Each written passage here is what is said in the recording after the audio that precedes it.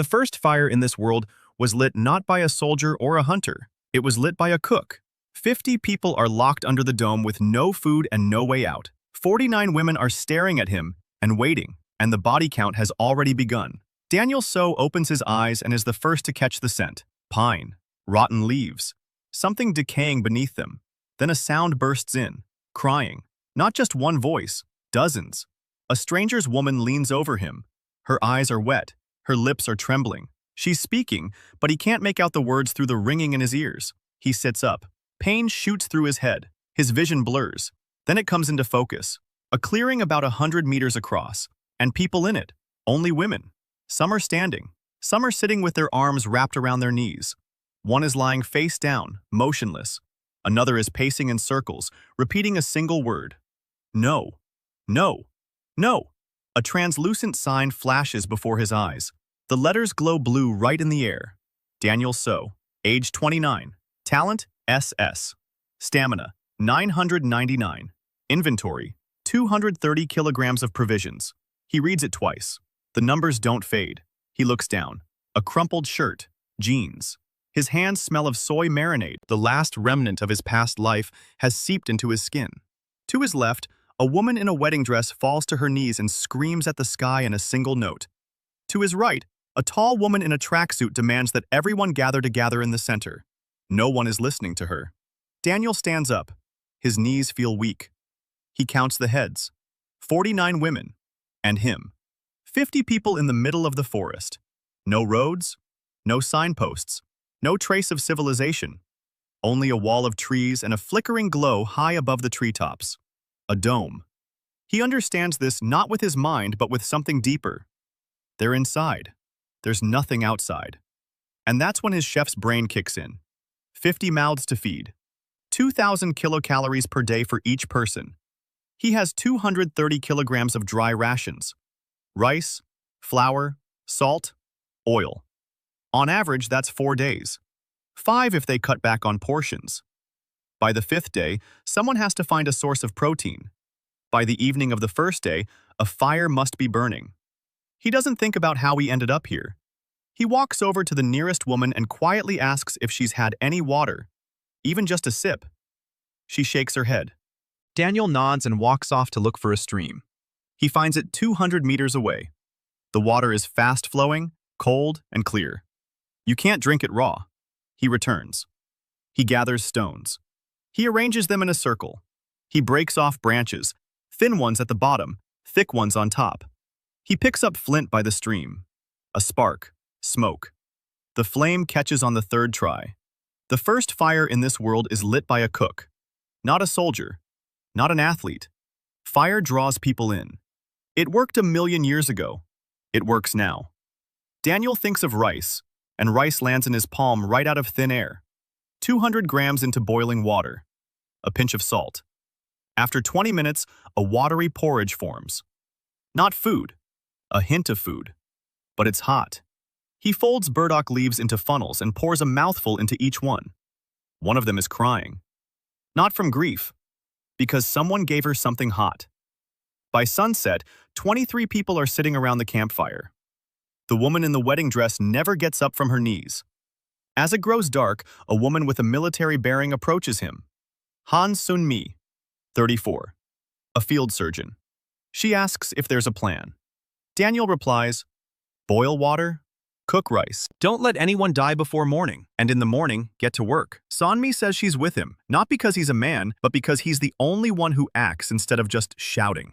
At night, the forest comes alive. A crunch, a rustle. Something heavy moves through the darkness about 50 meters away. At 3 o'clock, a scream rings out from the far end of the clearing. Sharp, short. It cuts off abruptly. Daniel and Sun-mi run toward the sound. They find trampled grass, tracks, wide, deep, with claws, and a little blood. Enough. The woman who refused to go to the fire has vanished. No body, no shoes. The forest took her and fell silent.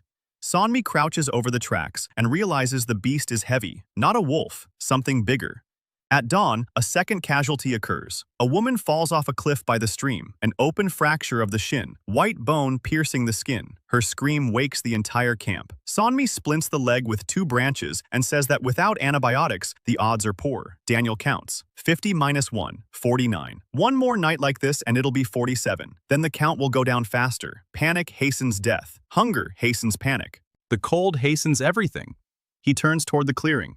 48 pairs of eyes are staring at him, with fear, with anger, with emptiness.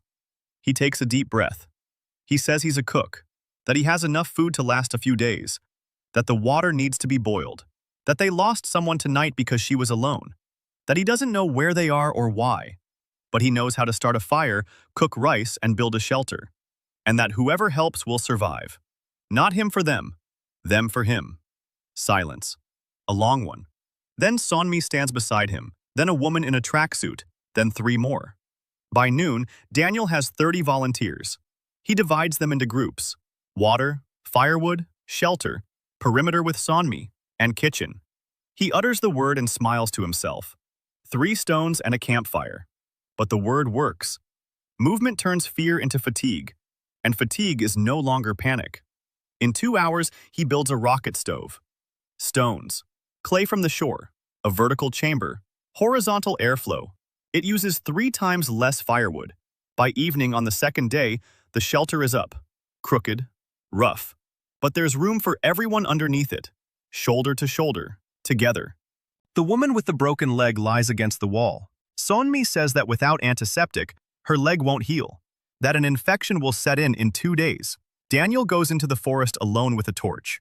Sonmi yells that he can't go alone. He's looking for yarrow. It barely works even in the dark. Damp earth, pine needles, mushrooms. And there it is. A bitter, astringent smell. He rubs a leaf between his fingers. He licks it. It stings. Tannins. An antiseptic. He returns 40 minutes later. Sonmi silently brews a strong decoction and washes the wound. The woman screams through clenched teeth. 4 men hold her down. When it's all over, Daniel places a cup of hot water with a wild mint leaf in front of the surgeon. She drinks it without looking. Before going to sleep, he tosses some firewood onto the 3 bonfires at the edges of the clearing. The beast doesn't come tonight. Daniel is the last to lie down. He closes his eyes, and the sign is still glowing before them. SS. Talent. Endurance 999. And a new line that wasn't there this morning. Curator. Status. Active. He doesn't know what that means, but he remembers it. The morning of the 3rd day began with a scream. A woman named Park Ha-in woke up with a sharp pain in her stomach and doubled over right under the canopy. She threw up. Then again. Then she couldn't get up. Sonmi approached. She felt her stomach. She asked if she'd drunk unboiled water from the stream. Hyun nodded. She'd drunk it yesterday afternoon. She hadn't waited for it to boil. It was hot. She was scared. She wanted a drink right then and there. Sonmi looked at Daniel. She didn't say anything, but he understood.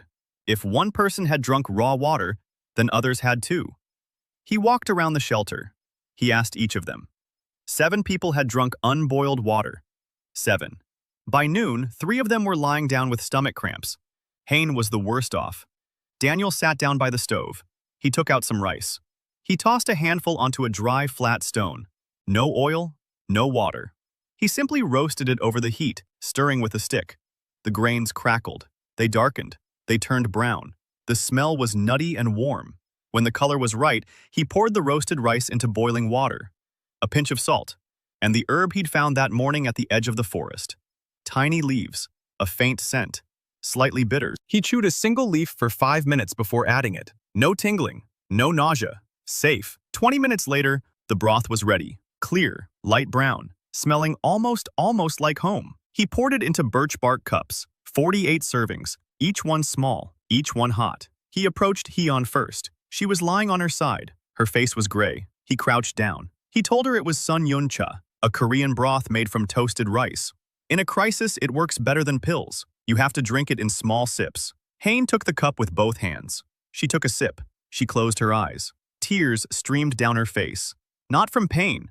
Warmth. It's just warmth inside. When you've been shaking for 3 days from fear, cold, and hunger, and suddenly something hot, salty, and soft hits the back of your throat, your body gives in. An hour later, the spasms had subsided. Not for everyone, but for Heian, they were gone. She fell asleep with the cup still in her hands. Daniel handed out the remaining portions. Silently, he went from person to person. He placed a cup in front of them. He said, "Drink." He moved on. 48 cups. 48 pairs of eyes looking at him in different ways. Some with gratitude. Some with suspicion. Some simply with hunger. One woman refused. She was tall, wore glasses, and had a stern face. She said she wouldn't drink anything prepared by a stranger. Daniel didn't argue. He set the cup down next to her and walked away. 15 minutes later, the cup was empty. By the evening of the third day, Daniel had drawn up his first schedule. He wrote it on a strip of birch bark with a charred stick. Wake up at dawn. First water change. Breakfast. Second water change. Camp work. Lunch. Work. Dinner. Fire watch. Sleep. 4 night watch shifts. 3 people on each. The fire must not go out. No one must be left alone. He hung the birch bark on a pole under the canopy. The women approached. They read it. Some nodded. Some shrugged.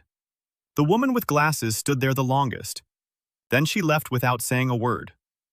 Her name was Oh Min Jong, a lawyer, 38 years old. Daniel remembered her face. On the 4th day, he began teaching. 3 women volunteered to help in the kitchen. The first was Cha Yun-hee, 31 years old, short haircut, scars on her wrists. She walked over to the stove and immediately rearranged the firewood. Daniel noticed. He asked how she knew what to do. Yeon-hee replied that she was a pastry chef. She'd worked at a restaurant in Seoul, a Michelin-starred one. He nodded, so there was no need to explain the basics. He asked her to try the broth. Yeon-hee took a cup. She took a sip, then another. She set the cup down. She said it was fine. Her face was blank. Not a single reaction. Daniel looked at her a little longer than he should have. Something was off. He hadn't figured out what yet, but he remembered it. The second woman in the kitchen was Grace Lindstrom, 41 years old, mother of 4, a teacher. Her hands were weathered and strong. She was chopping wild onions so quickly, it was as if she'd been doing it every day for 30 years. That was probably the case. Daniel handed her a flint knife. Rough, sharp. She took it with a practiced motion. She said that at home she fed 6 people 3 times a day, and that 50 was simply 10 times 5. For the first time in 3 days, Daniel almost smiled. The third was a young woman who stuttered when she was nervous. Cho Da-hee, 26 years old, a graduate student in biology, ethnobotany. She walked not to the stove but to a pile of gathered herbs. She sorted through them in silence. She set some aside. She sniffed others. She threw others away. Daniel approached. He asked what she was doing. Da-hee replied, stuttering, that these leaves weren't mint, but a similar plant that causes convulsions, and that these mushrooms that someone had brought for lunch weren't button mushrooms, but death-cap mushrooms. Daniel froze. He looked at the mushrooms, then at Da-hee. He picked up one mushroom, brought it to his nose, sniffed it, licked the cap with the tip of his tongue. Bitterness. A metallic aftertaste. Barely noticeable. But it was there. She was right. He threw the mushroom into the fire. He turned toward the camp. He said loudly that no one was to eat anything from the forest without checking it first. Nothing. Not berries, not mushrooms, not leaves. Bring it to me or to Da-hee first, then eat it. Otherwise, you'll die. Silence. Then nods. Daniel turned to Da-hee. She stood with her head bowed, waiting for him to say thank you or offer praise. He said something else. He said he could tell if something was poisonous or not, but Da-hee could tell exactly what it was and how to treat it. Without her, they were all blind. He said this out loud. In front of everyone. Da-hee raised her head. Her glasses had slipped down her nose. Her eyes were wet. She didn't stutter when she answered. She said, "All right." On the 5th day, it rained. Cold. Light. The canopy was leaking. The women were freezing. The fire in the open hearths was smoldering and was barely holding on. The rocket stove was working. The combustion chamber was sheltered from the rain. The heat rose upward. Daniel was cooking. Rice, water, salt, dried meat, cut into small pieces. Broth. Thick, hot. He handed out cups in the rain. He was soaked to the bone. He didn't stop. Sonmi approached him after he'd finished handing out the bowls. She said he hadn't eaten today. Daniel replied that he'd eat later. Sonmi asked, "Later? When exactly?" Daniel didn't answer. She silently set a cup of his own broth in front of him. He wanted to say that this was someone else's portion. He looked at Sonmi. She was looking at him in a way that made him not want to argue. He drank it. On the 6th day, Daniel went to the ruins. He'd noticed them on the very first day. Charred posts 300 meters west of the clearing. Rusty pots. Bones. Human bones. He hadn't told anyone about them except Sonmi. Now they went together. The ruins were old. Maybe a year. Maybe 5. The wood was charred. The metal was rusted through. The bones were gnawed and bleached by the sun. Someone had lived here before them. Built things. Tried to survive. It didn't work out. Daniel counted the bones. Not all of them. Just the skulls. 11. Sonmi stood nearby. She was silent. Then she said there had been a group here. Like them. Smaller. They didn't make it. Daniel nodded. Among the ruins, he found something useful. A rusty but intact 20-liter pot. A fragment of a metal plate. A piece of tarpaulin. Rolled up, dirty but intact. And a birch bark scroll. Someone had scratched letters into it. The handwriting was ragged. Daniel unrolled it. He read it. The first line. Day 43. We ran out of food a week ago. There are 4 of us left. It comes every night. He rolled up the scroll, put it in his pocket, turned to Sonmi. She said something to him. He said they had an advantage. Food. As long as there's food, there's time. As long as there's time, we can build. As long as you're building, you don't panic. As long as you don't panic, you don't die. They returned to camp with a pot and a tarp. Daniel scrubbed the pot with sand and scorched it over the fire. 20 liters. Now he could cook soup for 25 people at a time. 2 batches, and the whole camp would be fed. They stretched the tarp over the shelter. The leaks stopped. On the evening of the 6th day, a new message appeared on the translucent sign in front of a message. It hung there for 3 seconds and vanished. Attention curator. Mortality rate.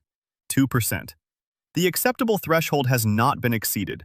The test in 24 hours. Conditions will be announced at dawn. Daniel reread it. 2%. 1 out of 50. That woman the beast took on the first night. The acceptable threshold. Someone is counting the deaths. Someone is watching. And someone has decided that 2% is normal. He looked at the camp. 48 women and him.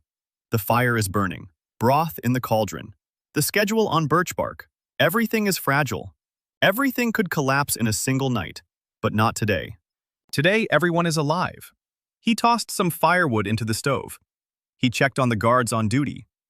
He was the last to lie down. He closed his eyes. Tomorrow was the test. He didn't know what that meant, but he knew that by morning, everyone had to be fed. At dawn on the 7th day, the sign appeared before everyone's eyes. Not just before Daniel's. Everyone saw it. Translucent blue letters in the air. Test number 1. The condition. Survive the night as the temperature drops to -5 degrees. Starts at 21:00. Ends at 6 o'clock. Penalty for failure to comply. Loss of 50% of equipment supplies. The camp froze. Then the commotion began. -5. They had no walls. No warm clothes. No blankets.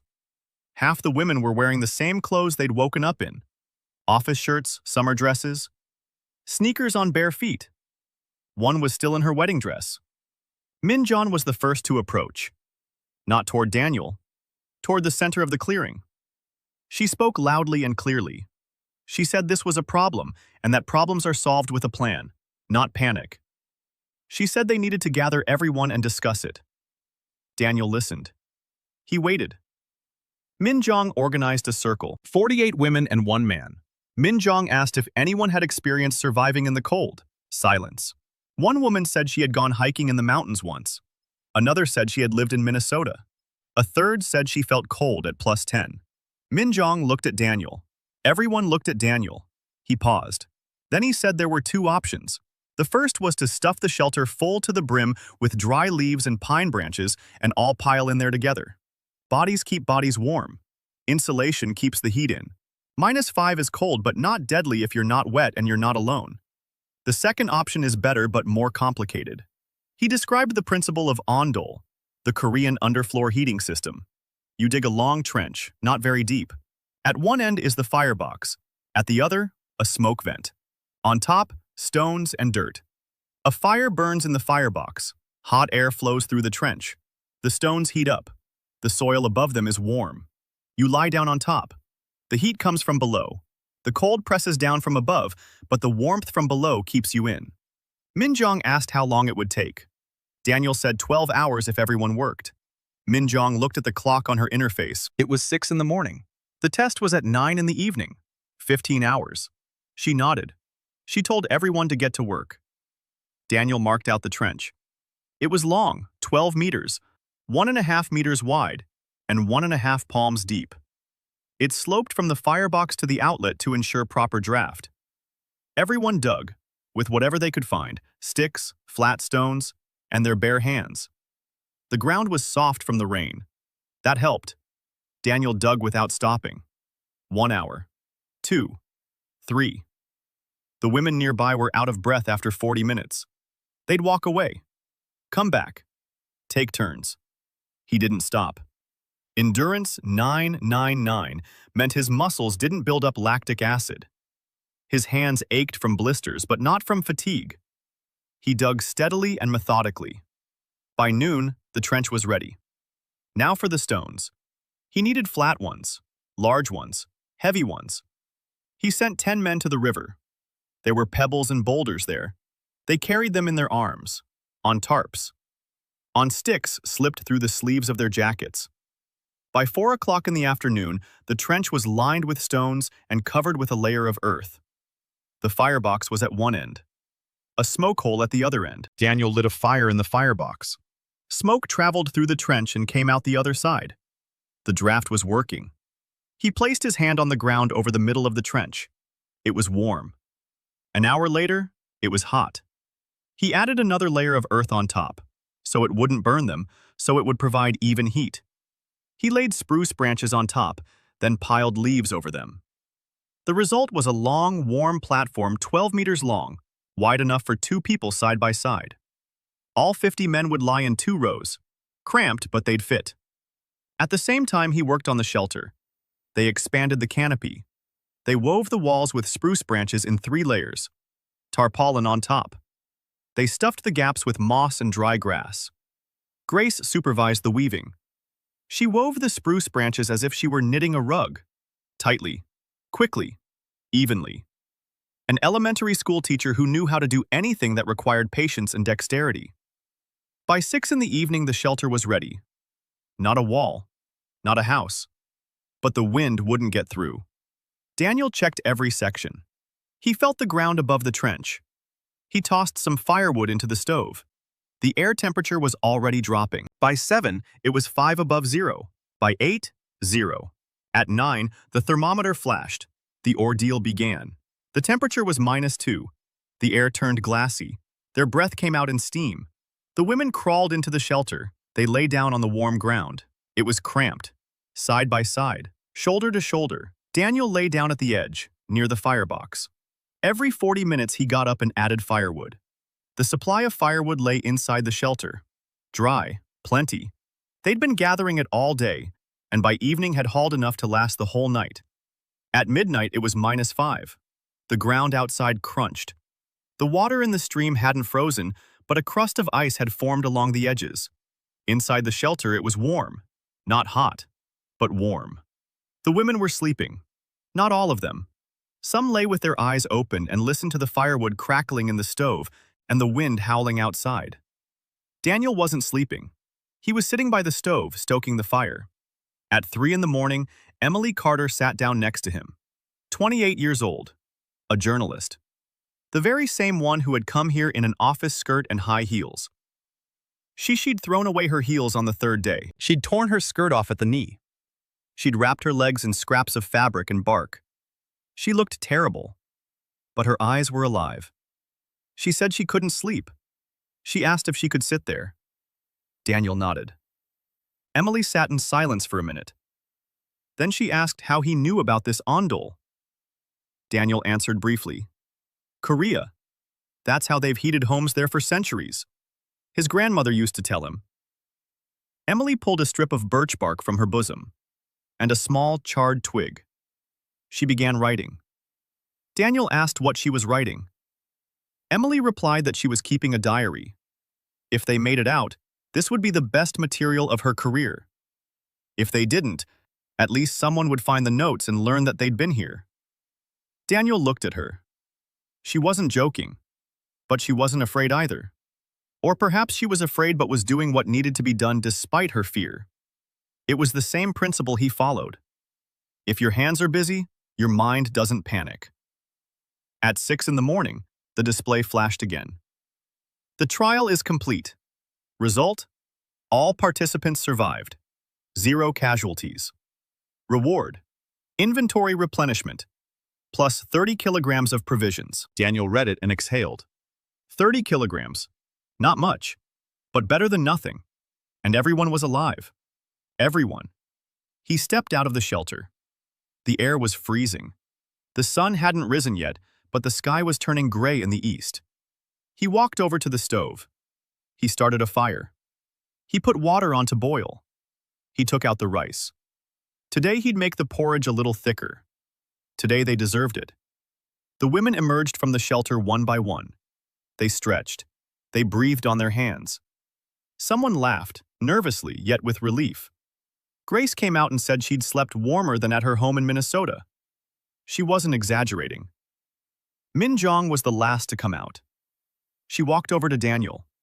She stood there silently for 10 seconds. Then she said the plan had been good. She turned and walked away. That was a lot. For her, it was a whole lot. Daniel handed out the trays. Porridge with dried meat. 1 bowl for each person. Thick. Filling. After breakfast, he announced the plan for the coming week. Enough of living in the clearing. They needed to build a real camp. By the river. There was water nearby. Clay for ovens. Stones for walls. And fish, if they were lucky. The move took 2 days. They carried everything over. They took the shelter apart and reassembled it at the new spot. They dug a new trench for the ondol. Better, longer, with 2 fireboxes. Daniel chose a spot on a hillock at a bend in the river. Water on 3 sides. Forest on the 4th. 1 direction for defense. Just 1. That's important. He began building a real stove. Clay mixed with sand. Firing. A combustion chamber. A chimney. It took 4 days. But when the oven was ready, he cooked a proper meal for the first time in 10 days. Not just survival food, a real meal. Rice rinsed twice. Broth made from the bones of a wild bird that Sonmi's team had caught in a trap. Wild garlic. A root resembling parsnip. Daniel tasted every ingredient. He sniffed. He licked it. He chewed it. His SS-level sensory skills worked like a laboratory. This root is clean. This one is bitter. This one smells slightly sweet. Safe. This one smells like a nectarine with a hint of metal. Poisonous. Set it aside. The first real dinner at the new camp. Rice porridge with broth and wild vegetables. Hot. Thick. With a smell that made the women's stomachs clench. Not from pain. From hunger. From real, honest hunger that could finally be satisfied. They ate in silence. Then someone said thank you. Then another. Then a third. Daniel stood by the stove and watched the 48 people eating what he had prepared. He was 29 years old. He was a cook. He was in the forest. And for the first time in 10 days, he thought that maybe they would make it. The 14th day began with Sonmi bringing news. Her reconnaissance team of 5 women had found the tracks of a large beast 2 kilometers to the north. Hooves. Deep. Wide. The ground was churned up. Fresh droppings. A wild boar. A very large one. Sonmi estimated its weight based on the depth of the tracks. More than 200 kilograms. Daniel listened and did the math. 200 kilograms of live weight is about 120 kilograms of meat. If butchered properly.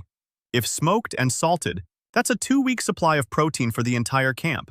2 weeks without fear that the food will run out tomorrow. But a 200-kilogram wild boar is a beast that can kill a person with a single blow of its tusks.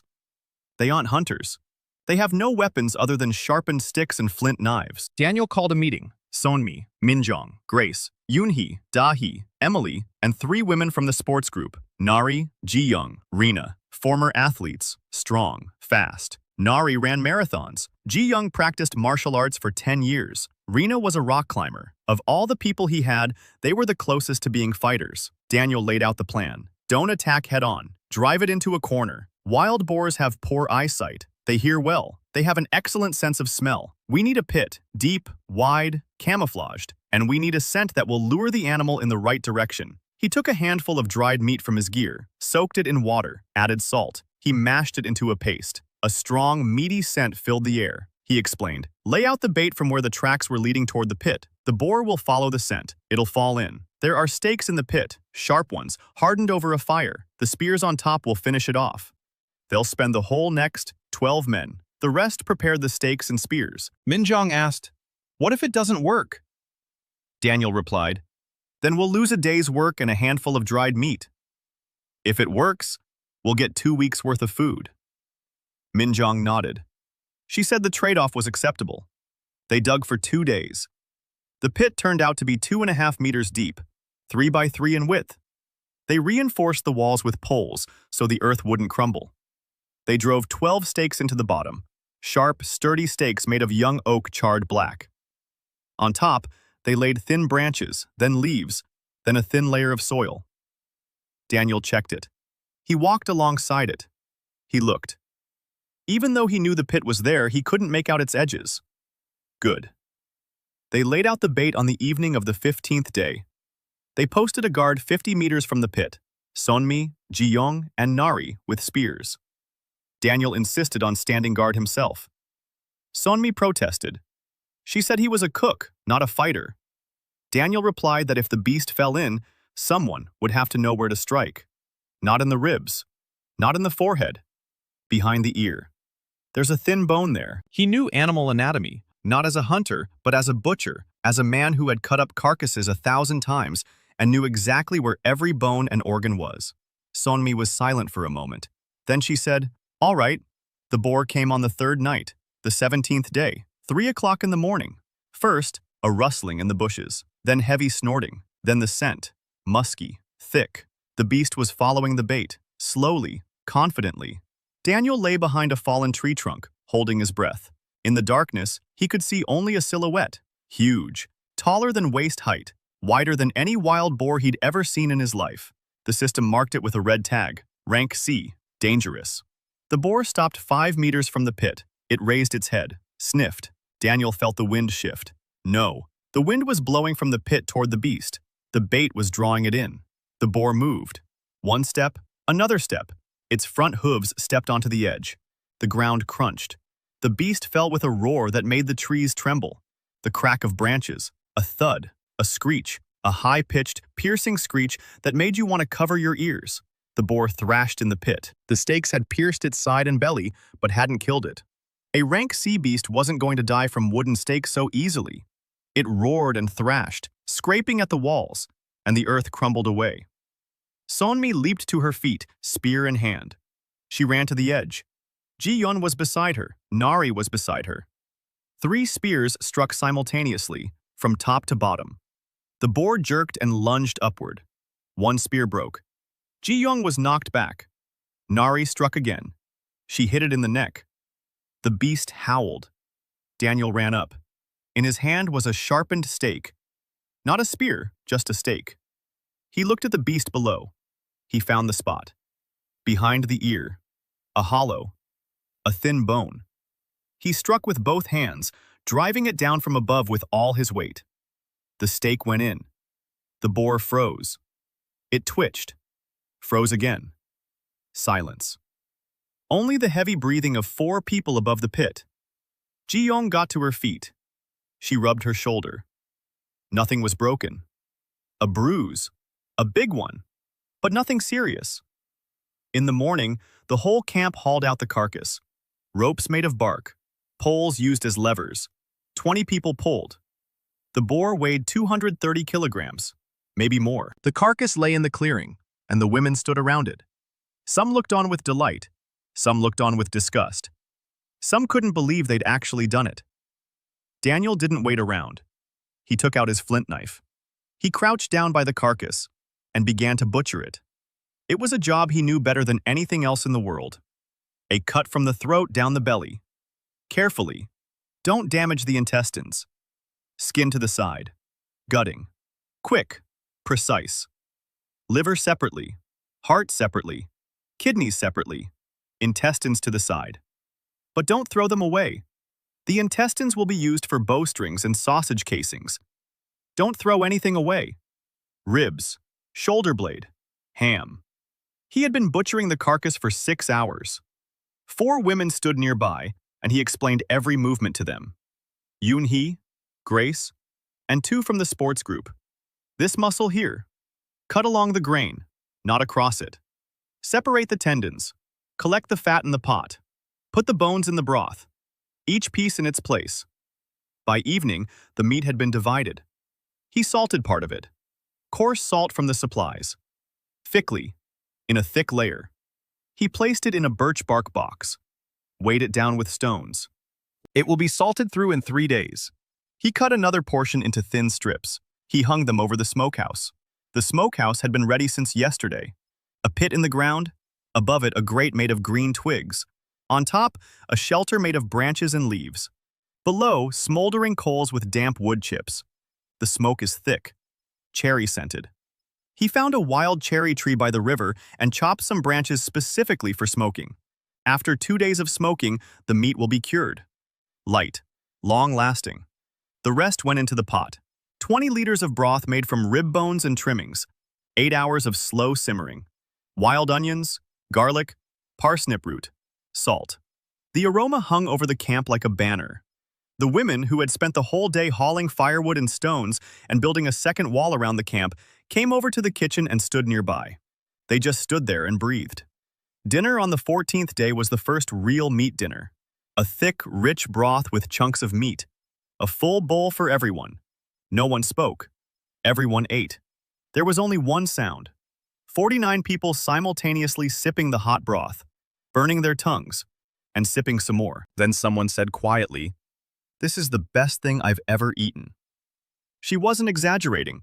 After 2 weeks of rice porridge and roots, that first meat broth was the best thing imaginable. Daniel stood by the stove, serving it out. He wasn't eating himself. Sonmi approached. Silently, she placed a cup in front of him. He looked at her. She looked back at him. He took the cup, sat down on a log, drank it in one long gulp, closed his eyes. The broth was good, really good, and everyone was alive. Everyone. By the 20th day, the camp had ceased to be a camp. It had become a place. 3 hearths, the main stove for boiling and frying, a small oven for baking which Daniel had spent 3 days building, carefully adjusting the proportions of clay and sand, a smokehouse that operated around the clock, a storage pit dug into the ground and reinforced with poles. It stayed cool inside even during the day. Meat, rice, dried herbs, mushrooms that Dahi identified as edible and that Daniel confirmed with his tongue. A second shelter for sleeping, longer than the first, with an ondol under the floor, with woven walls. A latrine 100 meters downstream. A water intake 100 meters upstream. A palisade around the perimeter. Not a wall, a fence. Sharpened poles dug into the ground close together, chest high. It won't stop anything large, but it will delay it. It will give them time to sound the alarm. The women worked every day, 8 hours, with breaks for food and water. Daniel kept track of the schedule. No one worked more than 9 hours. No one skipped a meal. He provided 3 meals a day. Breakfast was light, porridge or broth. Lunch was the main meal, meat or broth with something. Dinner was warm, something simple, rice, herbal tea. He counted calories constantly, in his head, on birch bark. 100,000 a day for everyone. That was the minimum. It couldn't be any less. Wild boar meat provided a reserve. The smokehouse was in operation. Fish appeared on the 10th day when 3 women came up with the idea of weaving traps out of twigs. Not nets, traps. Baskets with a narrow opening through which the fish could enter, but not escape. The river was home to trout, large ones, up to 2 kilograms. On a good day, the traps yielded 6 or 7 fish. Daniel baked them in clay, whole, with herbs. The clay cracked open. The fish inside was tender and juicy, without a single scale. His grandmother taught him this, not the recipe but the principle. If you don't know what to do, wrap it in clay and stick it in the fire. Nature will take care of the rest. By the 20th day, a rhythm had settled into the camp. People woke up at dawn. They went about their business. They returned to the table. They ate. They worked. They ate. They slept. Rhythm is everything. Rhythm is what separates survival from mere existence. Daniel knew this from the kitchen. When a restaurant is in chaos, the chef loses his bearings. When the rhythm is established, the chef can think. Now he could think, and he didn't like what he saw. Yoon-hee couldn't taste anything. He realized this on the 12th day. She tasted the broth, and her expression didn't change. She tasted the fish with herbs, and her expression didn't change. He gave her a piece of smoked meat with berries. She chewed. She swallowed. Not a single reaction. A pastry chef at a Michelin-starred restaurant who can't taste anything. It's like a pianist without fingers. He didn't ask. Not yet. But he started cooking for her separately. Small portions. Different textures, different temperatures. Spicy, sour, sweet, salty. Every time he watched her face. Every time, nothing. She noticed. On the 21st day, she approached him. She asked why he was doing this. Daniel answered honestly. He said that she couldn't taste anything and he could see it. Yoon-hee was silent for a long time. Then she said it had started 2 years ago. Ajusia, loss of taste. Not from an illness, from burnout. 16 hours a day in the kitchen, 7 days a week, for 4 years straight. Her body simply shut down the part that caused the most pain. She stopped tasting the food she was cooking. First, the subtle nuances, then the basic flavors. Then everything. She left the restaurant. Then she left Seoul. After that, she doesn't remember what happened next. She woke up here. Daniel listened. He nodded. He said one thing, that he wouldn't stop cooking for her separately, that he'd keep trying until he found something she'd react to. Yoon-hee looked at him as if he'd said something in a foreign language. Then she turned away and left. On the 22nd day, Min-jong called a meeting. She didn't yell. She didn't demand anything. She simply said they needed to talk about power. Daniel sat on a log and waited. Min-jong stood in the center of the circle. She spoke calmly. She said that Daniel controlled the food, and whoever controls the food controls everything. She said that this was dangerous, not because Daniel was a bad person, but because any concentration of resources in a single set of hands is a risk. She proposed a council. 5 people. Daniel would be one of them, but not the leader. Decisions by majority vote. Daniel listened. Then he stood up. He said she was right, that one person shouldn't control the food for 50, that a council is a good idea, but with one condition. He won't give up the kitchen, not because he wants power, but because if someone without his sensory skills starts cooking with ingredients from the forest, in 2 days, someone will die of food poisoning. He reminded them of the toadstools that Dahi found during the first week. Someone had brought them in, mistaking them for button mushrooms. 1 serving and the person was gone. The council decides what to build, where to go, and how to provide security. The kitchen stays with him, not as a matter of authority, but for safety. Min-jong stood there looking at him. 10 seconds. 20. Then she said, "I accept." She turned and walked away. The council was formed that very day. Daniel, Min-jong, Sonmi, Grace, Nari. 5 people. The council's first decision was about the wall. The palisade was too low. They needed a real fence, 2 meters high, with a gate, with a watchtower. Daniel had no objections. The wall meant time. Time he'd have if the beast came at night. Time to rouse the people, gather them, lead them away if necessary. Work on the wall took up the second half of the 3rd week. Hard work, monotonous, chopping down trees, trimming them, digging them in. The women worked in shifts, 4 hours of work, 4 hours of rest. Daniel fed the builders separately. More meat, more fat. Working in the cold requires calories. He knew this from his camping trips. A body under physical strain burns 3,500 a day. A brain under stress burns another 500. 4,000 per person. 8 builders. 32,000 calories a day just for the wall. He recounted the supplies. Enough. Just barely, but enough. If the hunt goes well next week. The second challenge came on the 14th day. The sign appeared at dawn. Challenge number 2. The condition. Build a shelter that can withstand winds of 80 kilometers per hour. Time limit, 24 hours. Penalty for failure. Loss of all supplies and equipment. Daniel read it twice. All supplies. Not half. All of them. If they failed this challenge, he would lose all the rice, flour, salt, and oil. All that would remain was what they hunted themselves. Meat, fish, roots. No salt, no flour, no oil. He called a meeting. Minjon suggested reinforcing the existing shelter. Sonmi said the shelter wouldn't withstand 80 kilometers per hour. That's hurricane force wind. Nari asked what if they dug themselves in. Daniel nodded. He said Nari was right. Don't build upward, build downward. A dugout, low, wide, a roof at ground level. The wind will pass over the top. It will be quiet inside. They dug all day. Again, 20 people, a pit 4 meters by 8, 1.5 meters deep. They reinforced the walls with poles.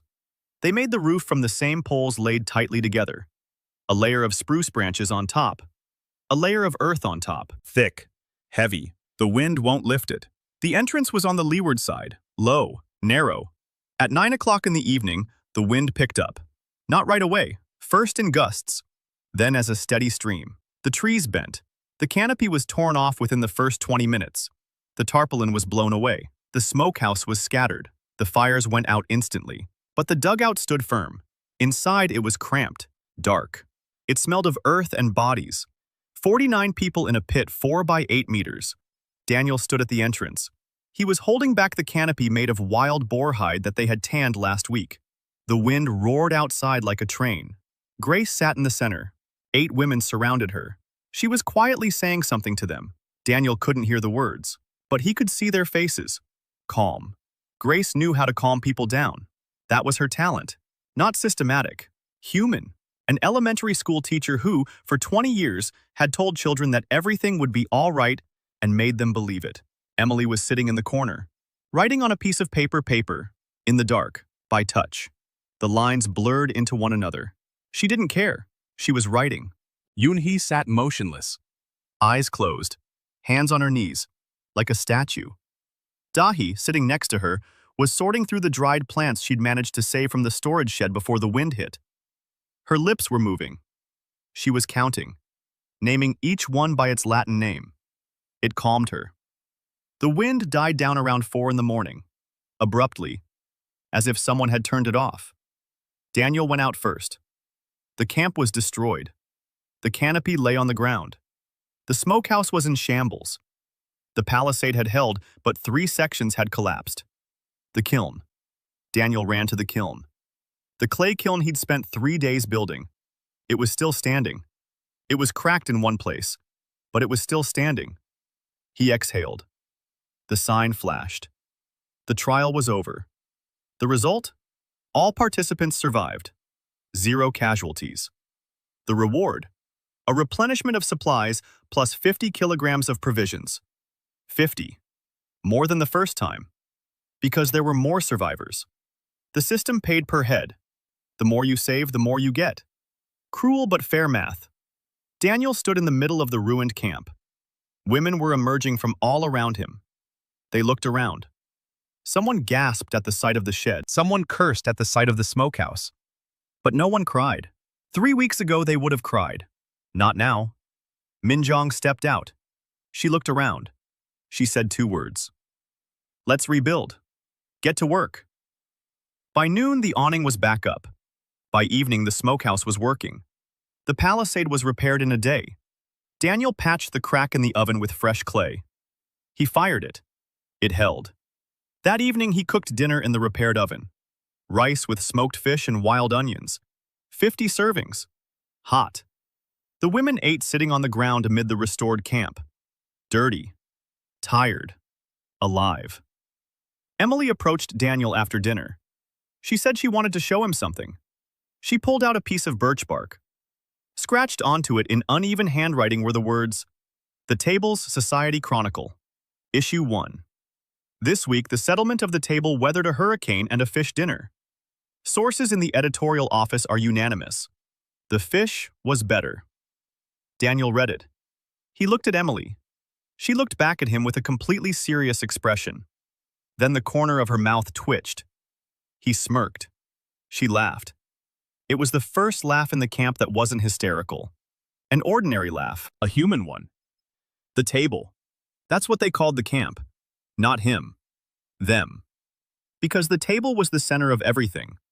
Long, made from a split log, resting on trestles made of poles. Daniel set it up during the first week. He just needed a surface for cutting. But the table became something else. A place where everyone gathers, 3 times a day, together.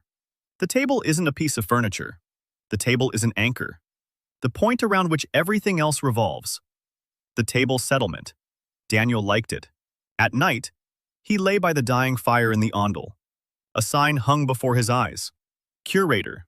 Status active. And again, a message flashed for a second. Attention curator. Mortality rate, 2%.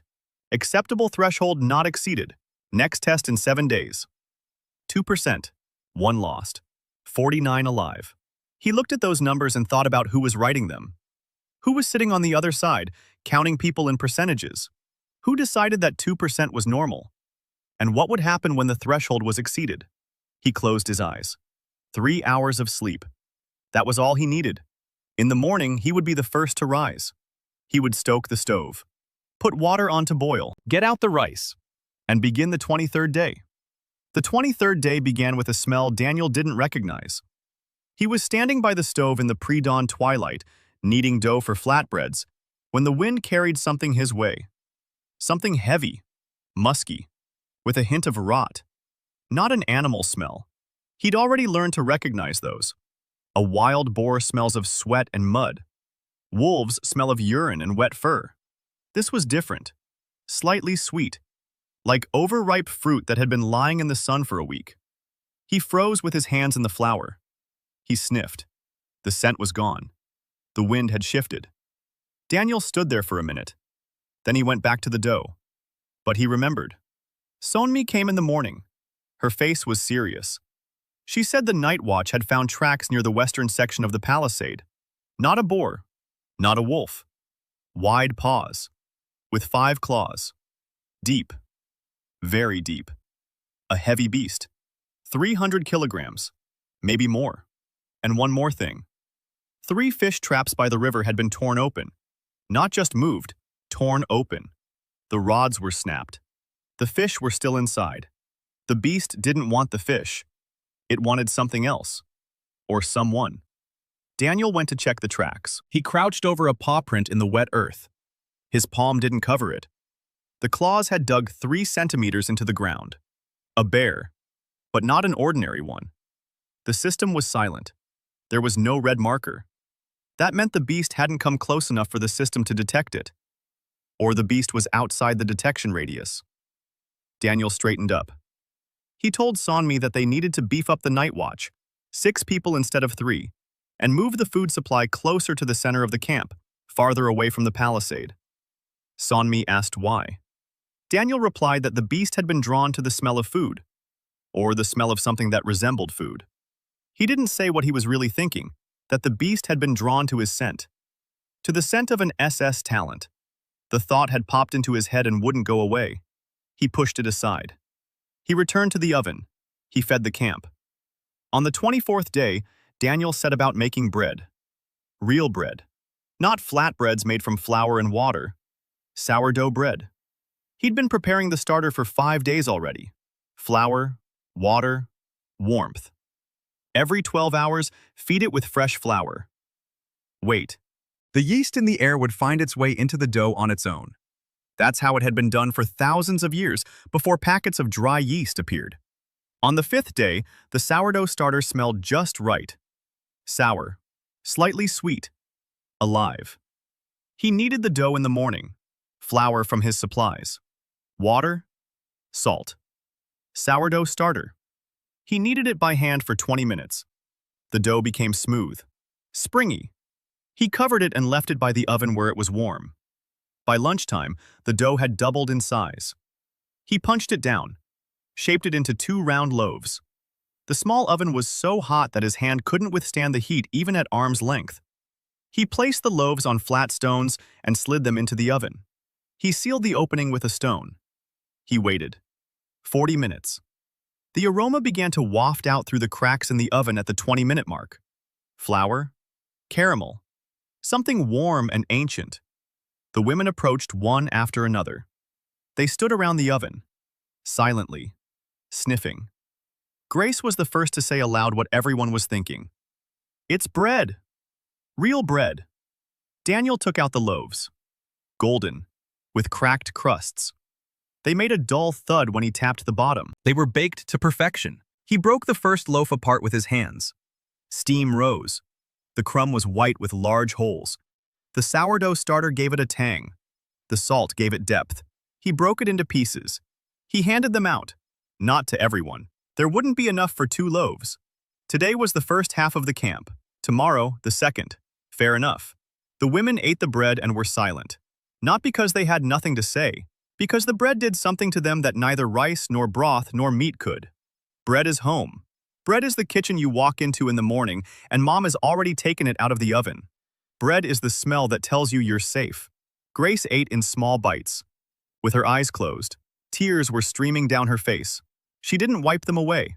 Minjon ate standing up. She took a bite, chewed slowly, then she looked at Daniel. She didn't say anything, but he saw it. Something shifted in her face, something small. Yoon-hee took a piece, put it in her mouth, chewed. Her face didn't change. Daniel watched. Nothing. She swallowed. She took another piece, swallowed, empty. He looked away. Not today, but he wouldn't stop trying. On the 25th day, Dahi came back with a discovery. She had found a plant in the forest with small white flowers and fleshy roots. Wild potatoes. Not real potatoes, a related species. The tubers were small, about the size of a walnut, but there were plenty of them. A whole clearing a kilometer to the east. She brought back a sample. Daniel picked up a tuber. He cut it open, white on the inside. He sniffed it. Starch. Clean. He licked it. No bitterness. No tingling. Safe. He boiled one tuber. He tasted it. Mealy. Slightly sweet. Edible. He sent 10 women with Dahi to dig them up. By evening, they had brought back 20 kilograms of wild tubers. Daniel boiled some of them. He mashed them with butter and salt. He baked some in the embers. He sliced some and dried them on stones by the stove. Dried potatoes keep for months. It was a breakthrough. Carbohydrates from the ground, not from supplies. Every kilogram extracted from the forest is a kilogram of supplies that can be saved for a rainy day. Daniel recalculated their rations. With fish, meat, tubers, and mushrooms, the camp was covering 60% of its caloric needs from local resources. Supplies provided the remaining 40%. Rice, flour, oil, salt, spices. If they could find 2 or 3 more food sources, they could reduce their dependence to 20%. Then even the loss of supplies wouldn't kill them right away. On the 26th day, he solved the outhouse problem. It sounds trivial, but it was more important than it seemed. 49 people. 1 latrine. Mornings meant waiting in line. Awkwardness. The smell. And most importantly, hygiene. Intestinal infections kill faster than starvation. He built a second latrine on the other side of the camp to separate the lines. He dug it deeper and reinforced the walls. He made a lid to cover the pit between uses. Next to it, he placed a box of ash from the stove. Ash disinfects. After each use, a handful of ash inside. The smell subsides. Bacteria die. A small thing. But it's these small things that make the difference between a camp that survives and the camp whose bones he found in the ruins. On the 27th day, a beast came. Night. 2 o'clock. The sentries sounded the alarm. A blow to the suspended cauldron. A hollow ring echoed through the camp. Daniel woke up instantly. He leaped out of his hiding place. Darkness. The sentries' torches on the wall. And the sound. Heavy breathing behind the palisade. Hoarse. Deep. Like a blacksmith's bellows. Then a blow. The palisade shook. The poles creaked. A second blow. 1 pole snapped. Sonmi was nearby, spear in hand. Jiyoung on the other side. Nari, Rina. 4 women with spears at the breach. Daniel stood behind them, a torch in his hands. The light fell on what was on the other side. A head. Huge. No eyes. Nostrils the size of a fist. dark fur, almost black. A bear, but not a bear. Something that grew from a bear the way a tree grows from a seed. Only the tree turned out wrong. The system flagged it as red. Rank B, dangerous. The beast struck again. 2 poles flew out, a gap a meter wide. The creature squeezed its head through, its nostrils flared. It was sniffing. Daniel could feel it. It wasn't sniffing the camp, not meat, not fish. Him. The beast stared at him with empty eye sockets. Sonmi struck with her spear. The tip pierced its snout. The beast jerked. It roared so loudly that Daniel's teeth chattered. He recoiled. The spear was wrenched from Sonmi's hands. It remained stuck in its snout. The beast shook its head. The spear flew off. The wound closed up. It didn't disappear, but the bleeding stopped within seconds. Rank B, regeneration. Different rules. The beast struck again. The gash widened. Daniel shouted for everyone to back away. He ran toward the kitchen, toward the stove. He grabbed the pot of fat standing by the fire, about 5 liters, hot. Not boiling, but hot. He ran back. The beast was already halfway through the gap. Huge. Taller than a man at the withers. Paws like pillars. Claws as long as a palm. Daniel splashed the fat into its face, right into its nostrils. The beast howled. It recoiled. Hot fat in open nostrils, without eyes, is a pain too excruciating to bear. The creature backed away. It pulled its body out of the gap, snapping 2 more poles in the process. It vanished into the darkness. The sound faded. Hoarse breathing. The crackling of branches. Then silence. Sonmi stood with empty hands. She stared into the gap. She said quietly that it wasn't over. It would return. Daniel nodded. He knew. The beast had caught his scent. It was coming for him. It would keep coming back again and again until it got what it came for. No one slept for the rest of the night. They boarded up the gap with fresh poles. They doubled the guard detail. Daniel stood by the stove and thought. Hot grease had worked once. It wouldn't work twice. They needed something else. Something that would assault the creature's sense of smell so strongly that it wouldn't be able to get close. He ran through everything he knew in his head. Pepper. He had pepper in his inventory. Red, hot, capsaicin, an irritant to the mucous membranes. In the eyes, it's tear gas. To the nostrils of an eyeless beast that lives by its sense of smell, it must be like a blow from a hammer. He took out the pepper. He ground it into a powder between stones. He mixed it with fat. The result was a thick red paste, so hot that even the smell alone made his own eyes water. He divided the paste into portions. He placed them in birch bark boxes. He handed them out to the sentries. He explained, if the beast comes, throw it in its face, into its nostrils. Don't miss. This is their only chance. Sonmi took a box. She opened it. She sniffed it. Her eyes watered. She closed it. She said it might work. Then she looked at Daniel. She asked why the beast was coming toward him. Daniel paused. Then he answered honestly. He said he didn't know for sure, but that the beast wasn't sniffing for food. It was sniffing him. Maybe his talent had a scent. Maybe an SS-level ability was a beacon for such creatures. Sonmi was silent. Then she said that if that was the case, he shouldn't sleep by the wall, only in the center, only surrounded by people. He was the target, which meant it was most dangerous right next to him. And safest, too. Because if the beast was heading toward him, everyone else could be behind him. Daniel didn't answer. He thought of the 48 women sleeping in the shelter, of how his presence here was drawing death toward them, and of how his absence would kill them more surely than any beast. Because without him, there would be no one to feed them, no one to count calories, no one to tell the edible from the poisonous. He was both a shield and a threat at the same time, and he had to live with that. Sourdough bread and wild potatoes found by Dahi appeared at the camp. A B-rank eyeless bear attacked at night, and Daniel fended it off with hot fat. It became clear that the beast was hunting Daniel specifically, drawn by the scent of his SS-level talent. 30,000 day, a month. Daniel stood by the stove at dawn and thought that a month ago he had been lying face down in pine needles, not knowing where he was. Now he knew every rock within a kilometer. He knew where wild onions grew, where to find clay for stoves, where to find pebbles for a filter, where the trout gathered in the morning in the backwater behind the large boulder. He knew each of the 48 women by name. He knew who snored, who tossed and turned, who cried quietly into her sleeping bag at night, thinking no one could hear her. Grace cried every night. He heard her. He didn't say anything. He'd just set the first cup in front of her in the morning. Hot. With cinnamon he'd found among the spices in the storeroom.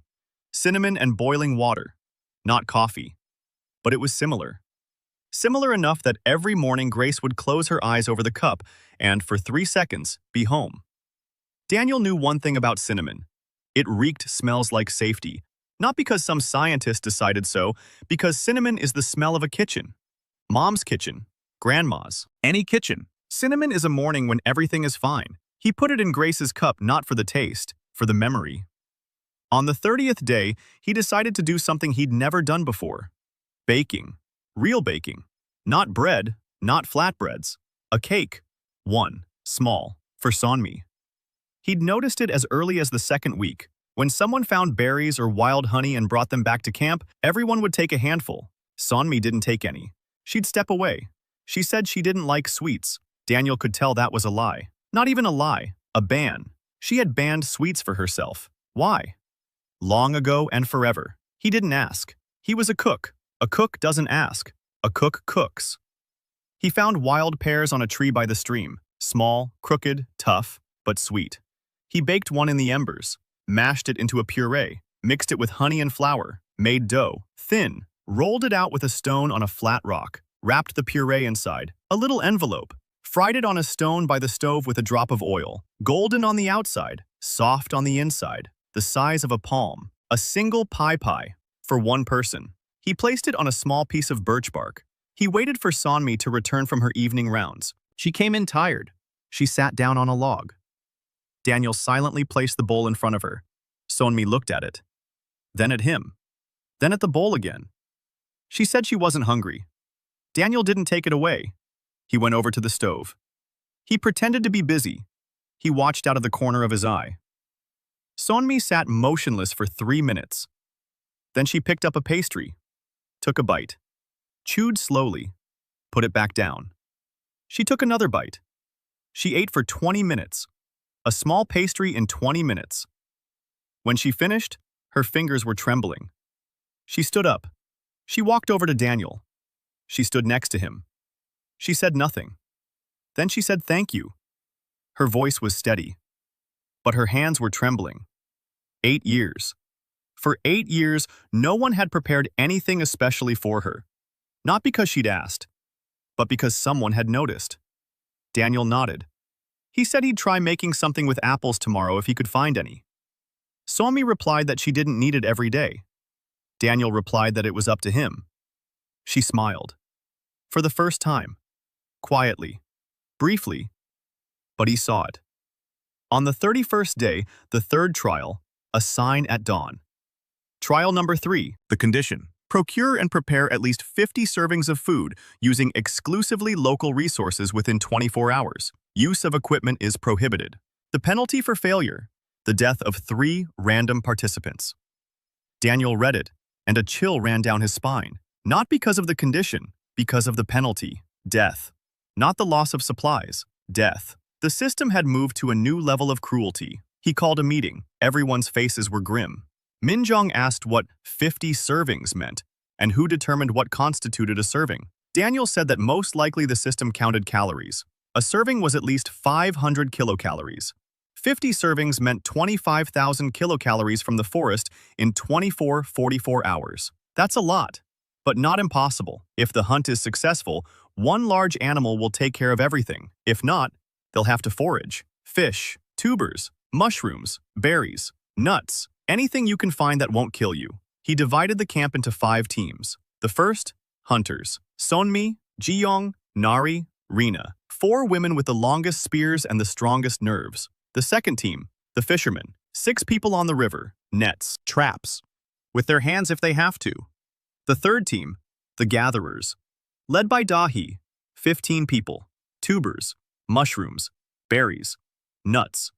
Anything Dahi identifies as safe. The fourth team, the kitchen. Yoonhee, Grace. 3 more women. Cook whatever they bring back. Fifth, the camp and the watch. Minjong. The rest. Keep the fire going. Hold the line.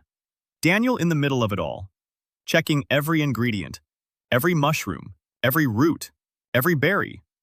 Not a single portion goes into the pot without his approval. The 24 hours had begun. The hunters left at dawn. They returned 4 hours later with 2 rabbits. Small ones. 1.5 kilograms each. Not much. But it's meat. The fishermen brought 10 trout by noon. A good catch. Dahi and her team brought 30 kilograms of tubers, 5 kilograms of mushrooms, 2 kilograms of berries, a bag of nuts from a hollow they found by chance. Daniel checked everything.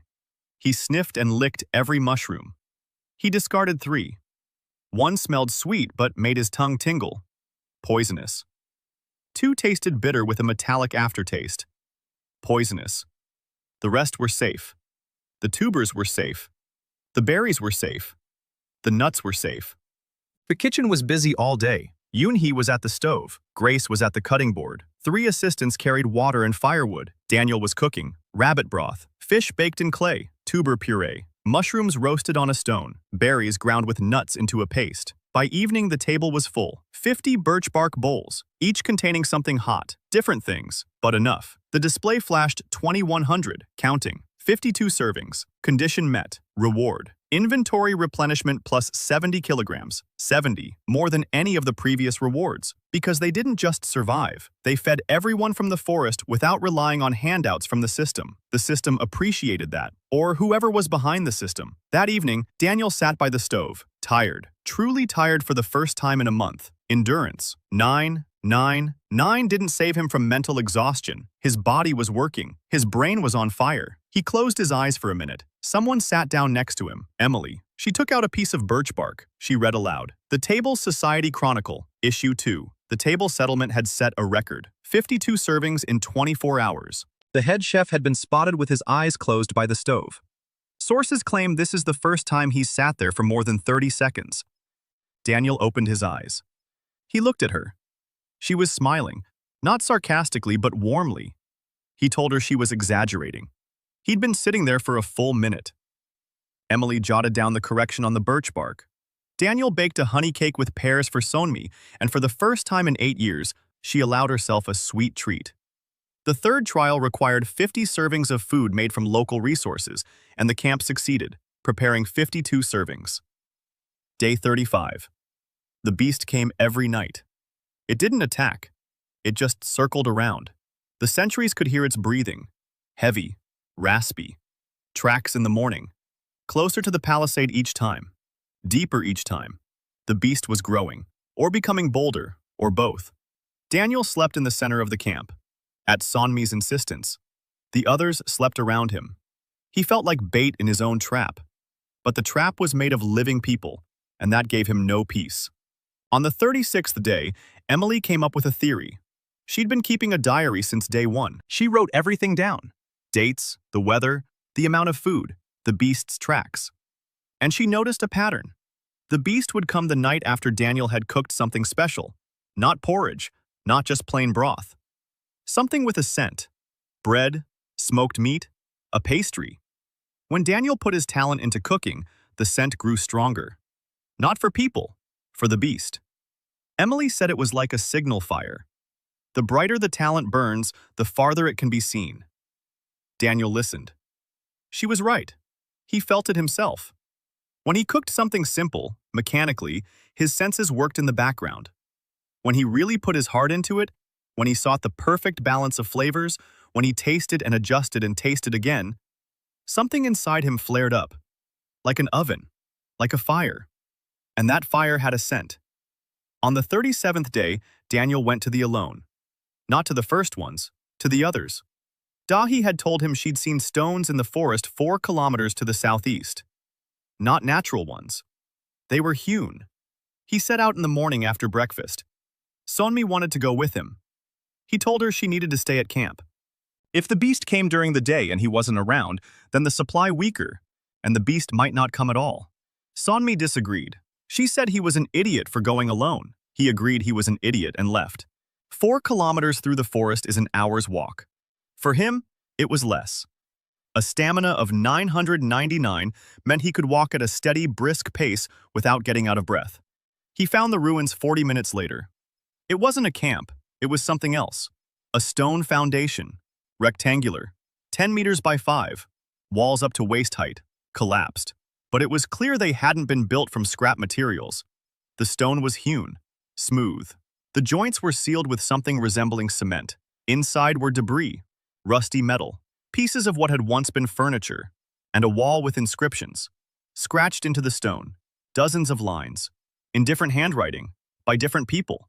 He read them. Test site number 3, day 112. 11 of us remain out of 30. The supervisor went mad on the 60th day. He took all the food, locked himself in the storage room. We spent 2 days breaking down the door. When we got in, he was dead. He'd eaten it all himself. Next, test site number 3, day 203. There are 7 of us. We have food, not much. The beast comes every night. It killed Ryu last week. We can't stop it, it's too big. Next, test site number 3, day 341. There are 2 of us, me and Hana. We found a hole in the dome on the north wall, a small one. Maybe we can squeeze through. If not, then we'll stay here. Signed, Yoon Jae-ho, no curator. Last line. In a different hand. Small. Sharp.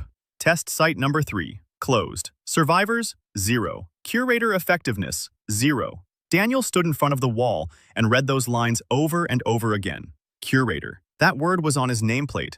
Curator number 7. Curator number 3 had been here. He went mad, took the food, died. The group died after him. Slowly, painfully. 341 days, almost a year. Daniel placed his palm on the stone, cold, rough. Someone's letters beneath his fingers, someone's life, someone's death. He stood there for 5 minutes, then he turned around and walked back. To the camp, to the stove, to the table, to the 48 people waiting for dinner. He didn't tell everyone about the ruins. He told the council, Sonmi, Minjeon, Grace, Nari. They listened in silence. Minjeon asked what curator meant. Daniel said that word appeared in his interface. For the women, it said participant. For him, it said curator. He didn't know what it meant, but at the training ground, Curator 3 had been assigned the same role, to feed the group, to keep the group together, and he hadn't been able to handle it. Minjeong was silent for a long time. Then she said that Daniel wasn't that kind of person, that she'd been watching him for 5 weeks and hadn't found a single sign that he would break down or betray them. Then she added that this wasn't a compliment. It was an assessment. Daniel nodded. He said thank you. Minjeong said you're welcome. On the 38th day at camp, an event occurred that changed more than any hunt ever had. A woman named Park Ji-na, a former accountant from Busan, quiet, unassuming, and accustomed to thinking of herself as useless, discovered she knew how to weave. Not baskets, snares. She took thin twigs and threads from unraveled fabric, and in an hour wove a trap for birds. A perfect one. A noose on a springy branch. Bait in the center. A bird lands. The branch straightens. The noose tightens. Daniel saw this and stopped. He asked who had taught her. Gina replied, stammering, that no one had. She'd simply seen a drawing in a book 10 years ago, and her hands had remembered how. Daniel asked her to make more. 10, 20, as many as she could, to set them up around the camp in places where they'd seen birds. Gina made 15 in a day. By the next morning, 7 of them had birds in them. Small ones. Turtle doves. Thrushes. 150 grams of meat each. Small fry. But 7 of them add up to a kilogram. Every day. Effortlessly. The traps worked on their own. Daniel broke camp in the evening. He stood at the table. He said he wanted to introduce someone. Gina stood beside him. Small, stooped, eyes fixed on the floor.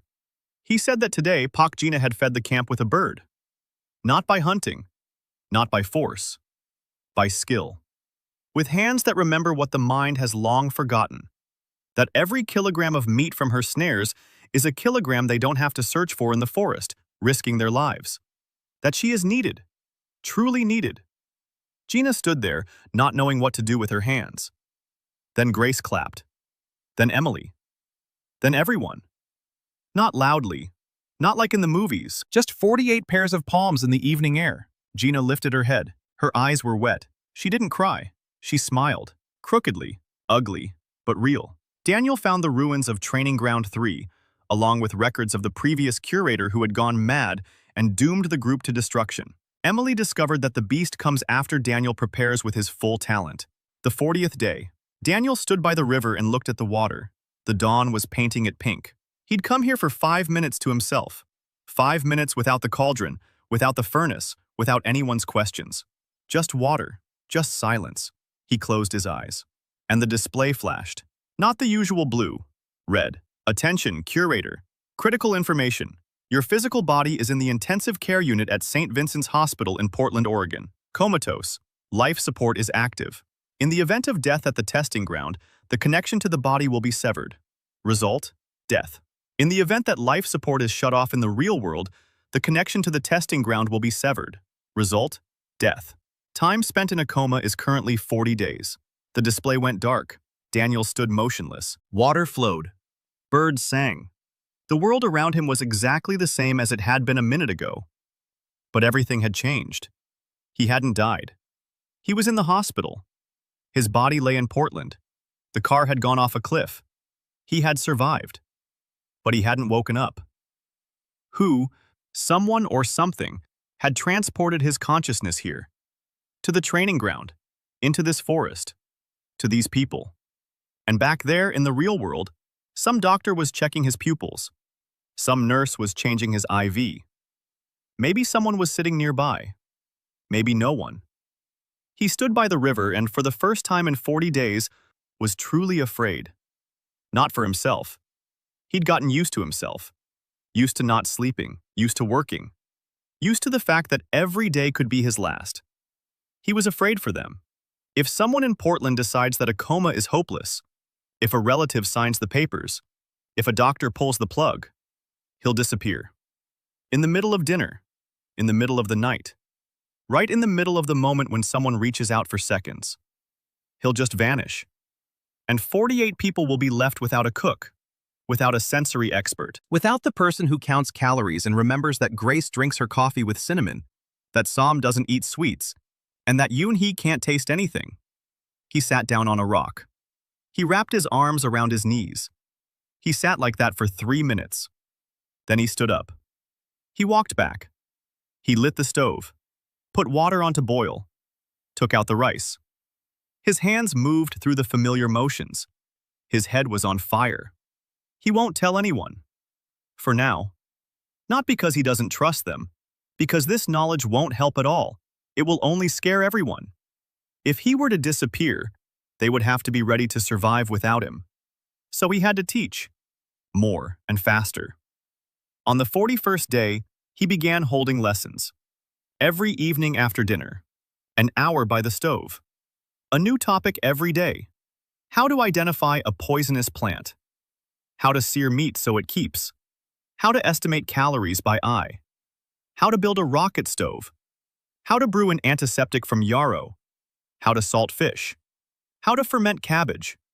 Yoon-hee listened in silence. Grace took notes on birch bark. Dahi asked questions. Emily wrote in her diary. Daniel spoke calmly. Like a teacher, like a chef showing a new shift how to work in the kitchen. You do it like this. No, not like that. Like this. Try it. One more time. All right. He didn't explain why he'd suddenly started teaching. But Sonmi noticed. She approached him after the 3rd lesson. She asked him directly, "What's going on?" Daniel replied that nothing was wrong. Sonmi said he was lying, that she was a surgeon and could tell when someone was afraid. He was afraid. She could see it. Daniel was silent. Then he said that if something happened to him, the camp had to be able to survive without him. Sonmi asked what could happen to him. He replied that the beast comes every night, that sooner or later there would be a fight, that he wasn't a fighter, that the spear in his hands was just a stick, not a weapon. Sonmi looked at him for a long time. Then she said she wouldn't let him die. Not because he was the cook, but because enough was enough. She'd lost one person on the operating table. She wouldn't lose another. Daniel realized she wasn't talking about him. She was talking about someone else. Someone she'd lost a long time ago. But he didn't ask. A cook doesn't ask. A cook nods and goes back to the stove. On the 42nd day, something strange happened. In the morning, as Daniel was walking to the river to fetch water, he saw a person at the edge of the forest. Not from the camp. A stranger. A woman. She was standing behind the trees. Thin. Dirty. Her clothes in tatters. She was looking at the camp. Daniel stopped. He raised his hand. Slowly. Showing that he was unarmed. The woman didn't move. He took a step. She backed away. He stopped. He said he wouldn't hurt her, that there was food and water and a fire here. The woman stood there, watching. Then two more emerged from behind the trees, just as thin, just as dirty. 3 women. One was clutching her arm, a fracture or a dislocation. One was limping. The third just stood there, staring with empty eyes. Daniel crouched down. He said his name was Daniel, that he was a cook, that there would be hot porridge in 20 minutes. Silence. Then the first woman spoke. Her voice was hoarse. She said they were from another place. Another testing site. There had been 30 people there. 3 remained. They found a hole in the dome, a small one. They crawled through. They walked for 5 days. They ate bark. They drank dew from the leaves. Daniel listened. Something tightened inside him. 30 minus 27. 27 people. Dead. At another testing site, where the supervisor had failed. Or where there was no supervisor. He stood up, told them to follow him. They walked, slowly. A limping woman leaned on the third one. Daniel walked ahead, didn't look back, gave them space. At the camp, Sonmi was the first to see them. She ran to meet them. She examined them. The first woman's arm was broken. It had been a long time ago. It had healed improperly. It needed to be broken again and reset. The second woman was limping because of an inflamed wound on her thigh, an infection. Sonmi said she needed antiseptic and a clean cloth. Daniel gave her both. The third one was simply emaciated. Her body mass index looked to be around 15. Critical. Daniel didn't feed her regular food. Rice broth, weak, slightly salty, spoonful by spoonful. When a person has been starving for weeks, you can't give them a lot all at once. Their stomach won't handle it. Refeeding syndrome. The body has forgotten how to eat, and if you give too much at once, the heart could stop. He fed her for 4 hours, in small portions. A new spoonful every 20 minutes. Then a break. Then another spoonful. By evening, she was able to drink a full cup. She fell asleep with the cup in her hands. Just like Hain a month ago, Daniel covered her with a hide. Tucked it in. An update flashed on his display. Group. 52 people. Supplies replenished by plus 6 kilograms. The system was counting the new people. More people meant more food. Min Jong came over that evening. She said that 3 new mouths were 3 new mouths. That the supplies were calculated for 49. That they needed to be recounted. Daniel replied that he'd already recounted them. There's enough. Just enough. But enough. Min Jong looked at him. She said that he always says there's just enough. She asked if there were ever times when there was more than enough. Daniel replied that there weren't. Min Jong nodded. She left. On the 45th day, it was Lily's birthday. Lily was 4 years old. Lily was Grace's youngest daughter. Lily was on the other side of the world. Or on the other side of reality. Or nowhere at all. Grace didn't talk about it. In the morning, she silently went down to the river. She sat on a rock. She looked at the water. Daniel found out from Emily. Emily knew because she kept a diary. The diary had dates. The dates included birthdays. She had written them all down during the first week. She asked each of them, "When is your birthday? When are your children's birthdays?" Grace mentioned Lily. The 15th. Today. Daniel stood by the stove and thought. Then he started working. Flour, butter, honey. The eggs weren't from chickens. Eggs from the quails in Gina's snares. Small ones. 15 to a layer. He beat them with a fork made of bent twigs. Flour sifted through a cloth. Butter from the pantry. Honey from wild bees collected by Dahi. Forest berries, blueberries, strawberries. A small red berry that Dahi called a kostianka. He baked 3 thin cake layers, one at a time. The small oven couldn't hold any more. Each layer was thin, even, well-baked. Cream between the layers. Mashed berries mixed with honey. Whole berries on top, arranged in a circle. A candle made of birch bark twisted into a tube and soaked in fat. 1 candle. For Lily, who is 4. No, who is 5 today? He placed the cake on the table. In the evening, when everyone had gathered, Grace came in from the river for dinner. Her eyes were red. Her face was calm. She sat down in her seat. She saw the cake. She froze. Daniel stood beside her. He said quietly, "For Lily. We'll pass it on when we get back." Grace looked at the cake, at the candle, at the berries arranged in a circle. Then the tears started flowing. Not quiet ones, real ones. She cried without covering her face or turning away. 48 women stood up. Not on command, not by agreement. They just stood up, silently. They stood and looked at the small cake with a birch bark candle and at the woman who was crying. No one clapped.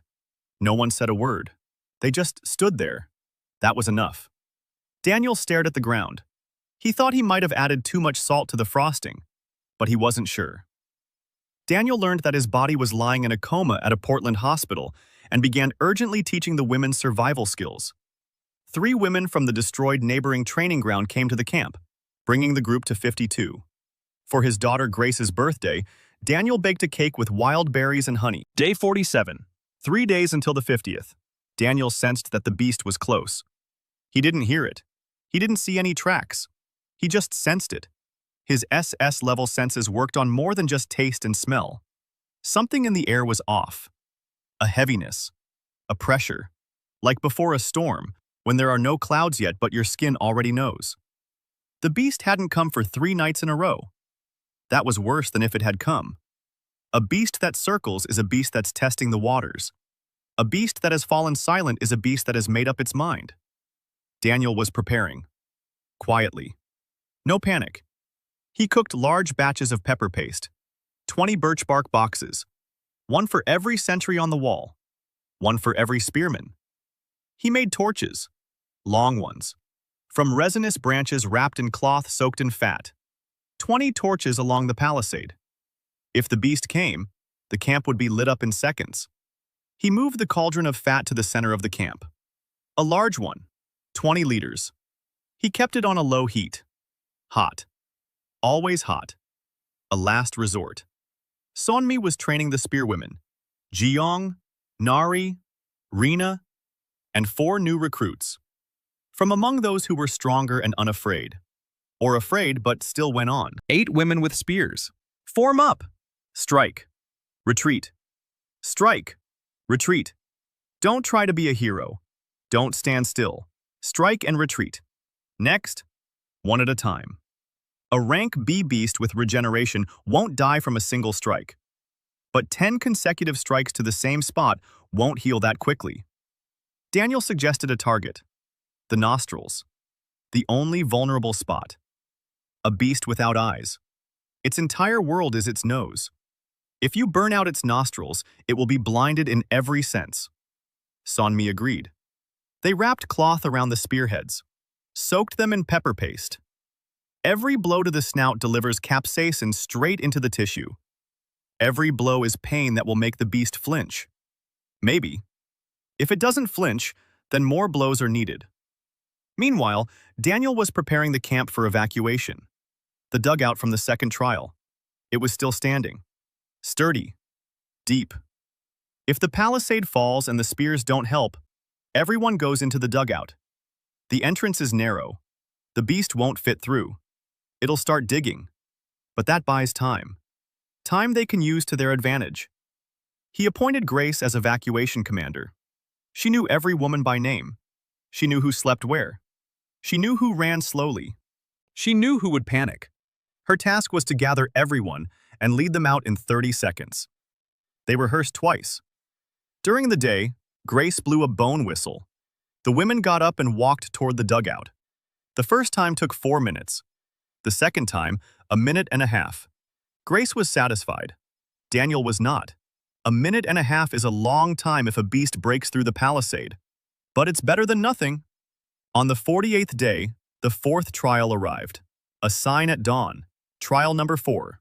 The condition. Repel an attack by nocturnal predators. Number unknown. Starts at midnight. Penalty for failure. Mass casualties. Daniel read it and realized the system wasn't random. The fourth trial on the very day the beast was preparing to attack. Coincidence or not? Or maybe the system knew? Or maybe the system was the beast? Or maybe the beast was part of the trial? It didn't matter. The result is the same. They'll come at night. The council convened immediately. Minjung suggested holding the walls. Nari suggested attacking first. Find the beast during the day. Attack it on its own territory. Sonmi said no. They don't know where its lair is. The forest is too big. They'll waste the day and not find it. And at night, they'll be exhausted and far from camp. Daniel suggested something else. Don't wait behind the wall. Don't search the forest. Lure it out. He explained. The beast is drawn to the scent of talent. So they need to amplify the scent. Make the scent impossibly strong. Directed in one direction, to one place. To a trap, not a pit. To something bigger. He'll cook. Really cook. He'll put everything he has into it. The scent will carry for kilometers. The beast will come. It'll come exactly where we need it to. Minjong asked what would happen next. Daniel said that after that, boiling fat and 8 spears. The council was silent. Sonmi looked at him. She said he was offering himself as bait. Daniel replied that he was the bait. He'd been the bait from day one. The difference was that now he was choosing where to stand. The preparations took the whole day. Daniel rearranged the kitchen. The main oven in the center. 4 torches around it. A cauldron filled with fat was on the fire. 20 boxes of pepper paste. Spearmen in a circle, 8 of them, with soaked spearheads. Behind them is a second line. 10 women with torches and stones. A long trench runs from the kitchen to a gap in the palisade that he made on purpose. He moved 2 poles aside to create a passage. The beast will see the passage and head toward it. Instinct, the path of least resistance. The trench is filled with brush soaked in fat. If set alight, it will burst into a wall of fire. This won't kill a rank B beast, but it will guide it, restrict it, force it to go straight, to the kitchen, to the cauldron, to the spears. Emily stood on the platform by the gate, the highest point in the camp. She had a cauldron and a mallet hanging there. Her job was to sound the alarm, to direct, to shout where the beast is going, to coordinate. She's not a fighter, but she has a loud voice and quick eyes. Grace is in the dugout with the rest. If things go wrong, she'll lead 34 people underground and seal the entrance. She's near Daniel. She has boxes of incendiary mixture, chemicals from the ruins that she identified and mixed. Phosphorus, sulfur, wood alcohol. They burn on contact with air. They burn even more intensely on contact with skin. Daniel forbade her from getting closer than 10 meters to the beast. She nodded. Her hands were shaking, but she stood her ground. In the evening, Daniel began to cook. Not for people, for the beast. No, for himself. He put everything into it. Rice fried until golden. Bone broth simmered for 8 hours. Wild herbs, garlic, onions, meat, honey. Spices left at the bottom of the sack. He cooked and stirred and tasted and adjusted. Salt, more salt. The tartness of berries, the sweetness of honey, the bitterness of the root. The 5th taste, umami, depth. The broth became something alive. The steam rose, thick, fragrant, and heavy. The women on the walls turned their heads. They could even smell it in the dugout. Yoonhee stood by the stove, watching what he was doing. For the first time ever, Daniel wasn't cooking to feed someone. He was cooking to summon. And he felt something ignite inside him. S talent. A furnace in his chest, a smokeless fire. A scent carried not by the wind but by something else.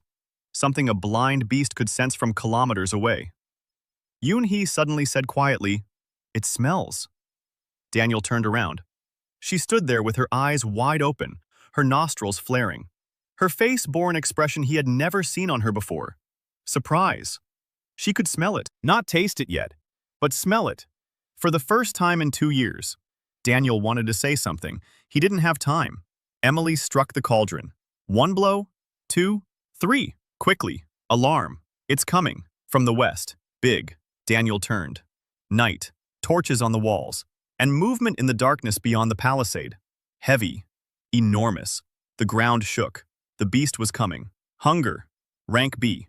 Eyeless. Black. With nostrils the size of a human head. It emerged from the forest and froze before the breach. It raised its snout, sniffed the air, and it walked. Straight through the breach, straight down the trench, straight toward the kitchen. Daniel stood by the stove. Next to him was a pot of boiling fat.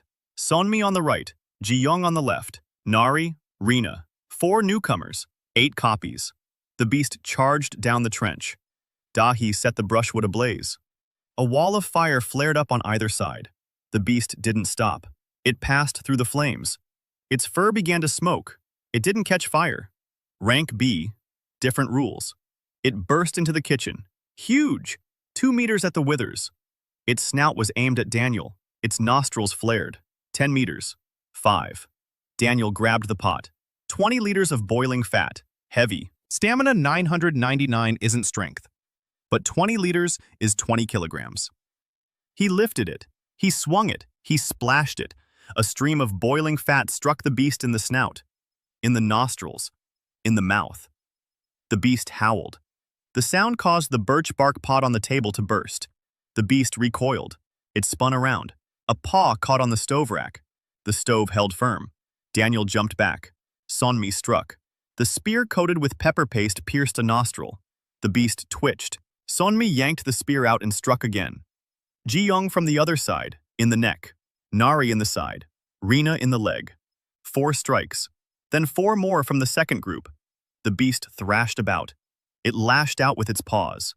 One swipe passed a meter away from Daniel. He fell, rolled away, got back up. Dahi threw the box of the mixture. It hit the beast in the back. A flash. A white flame. The beast roared. It was on fire. It wouldn't die. Its regeneration couldn't keep up with the boiling fat in its nostrils, the capsaicin in its wounds, and the phosphorus on its hide. But the beast was still standing. The group shouted in unison. All 8 spears struck at once. 4 to the snout, 4 to the throat. The beast collapsed to its knees. Its front paws buckled. Its snout hit the ground. Its nostrils hissed. Fat, pepper, fire. It tried to get up. It couldn't. It lay down. It twitched. It fell silent. Silence. Only the crackling of burning brushwood. Only the heavy breathing of 8 women with spears. Only the clatter of the pot on the platform where Emily stood with her pestle raised, having forgotten to strike because it was all over. Morning. Dawn. The carcass lay in the center of the kitchen, charred, smelly, black, with a melted snout and 8 spears in its throat. 52 people stood around it. Everyone. Those who had fought and those who had waited in the dugout. Everyone had come to watch. Everyone was alive. Everyone. The sign flashed. Trial number 4 complete. Result. All participants survived. 0 casualties. Reward. Inventory replenishment plus 100 kilograms. Special reward for defeating a rank B creature. Inventory upgrade. New items. Tools. Seeds. Fabric. 100 kilograms of provisions. Tools. Seeds. This was more than just food. This was the future. Daniel sat down on the ground, right next to the carcass. Even 999 stamina didn't help once the adrenaline wore off. He was drained. His hands were shaking, not from the cold, but because it was all over. It was over. For now, at least. Sonmi sat down beside him, silently, shoulder to shoulder. She didn't say a word. A minute later, Yoon-hee sat down, on the other side, also in silence. Then Grace. Then Emily, then Dahi, then Min-jong. 7 people sat on the cold ground around the cook, next to the beast's carcass, and remained silent. Daniel closed his eyes. Then he opened them. He said one thing. Right, meat today. Lots of it. We need to call everyone to the table. Somewhere outside the dome, in a white room, a man in a lab coat took off his headphones. He wrote a single line in the log. Curator number 7. Stable. Group 52 out of 52. A phenomenon. Day 51. The morning after the fight. Daniel stood over the hunger's carcass and counted. The meat of a rank B beast isn't ordinary meat. He realized this when he cut off the first piece and sniffed it. The smell was thick, rich, with a metallic note that, in an ordinary beast, would have signaled disease. Here, it signaled something else. Power. Concentration. He licked the cut. It burned his tongue. Not from pepper, not from acid, something like electricity, as if the meat were alive. He spat it out, waited. No nausea, no tingling, safe. But not easy. It required prolonged heat treatment, at least 10 hours. He butchered the carcass for 2 days, alone. Yoon-hee helped, but he wouldn't let her near the entrails. The beast's blood smelled different. The fat was purple. The bones were heavier than they should be for an animal of that size. It was as if the beast had been stuffed with something beyond biology. The system displayed a hint on the tablet. Meat from a rank B creature. When cooked properly, it temporarily boosts the physical stats of whoever eats it. The effect lasts from 2 to 6 hours. Depends on the cook's skill. Daniel read it twice. Then he smirked. Of course. The cook's skill. Everything in this world revolved around his kitchen. He simmered the meat for 13 hours. Low heat. Broth, herbs, salt, patience. He tasted it every hour. The electric aftertaste faded. The meat softened. By the end of the 13th hour, he had a dark, thick broth with chunks of meat that fell apart at the touch of a spoon. The aroma was indescribable. Not just food, something more, something deeper. As if the forest, the beast, and the fire had boiled together and become something new. He handed out small portions, not to everyone. First to the spearwomen, Sonmi, Jiyeon, Nari, Reina, the 4 from the second line, the 8 women who had stood before the beast and hadn't run away. They ate in silence. 20 minutes later, Ji-young stood up and lifted the log that the 4 of them had hauled that morning. With one hand, she held it, set it down, looked at her hand, then at Daniel. He nodded. Temporarily, a few hours, but only temporarily. It's a tool, not a gift. He salted and smoked the rest of the portions, for the future, when they'd be needed, because they would be needed. He was sure of it.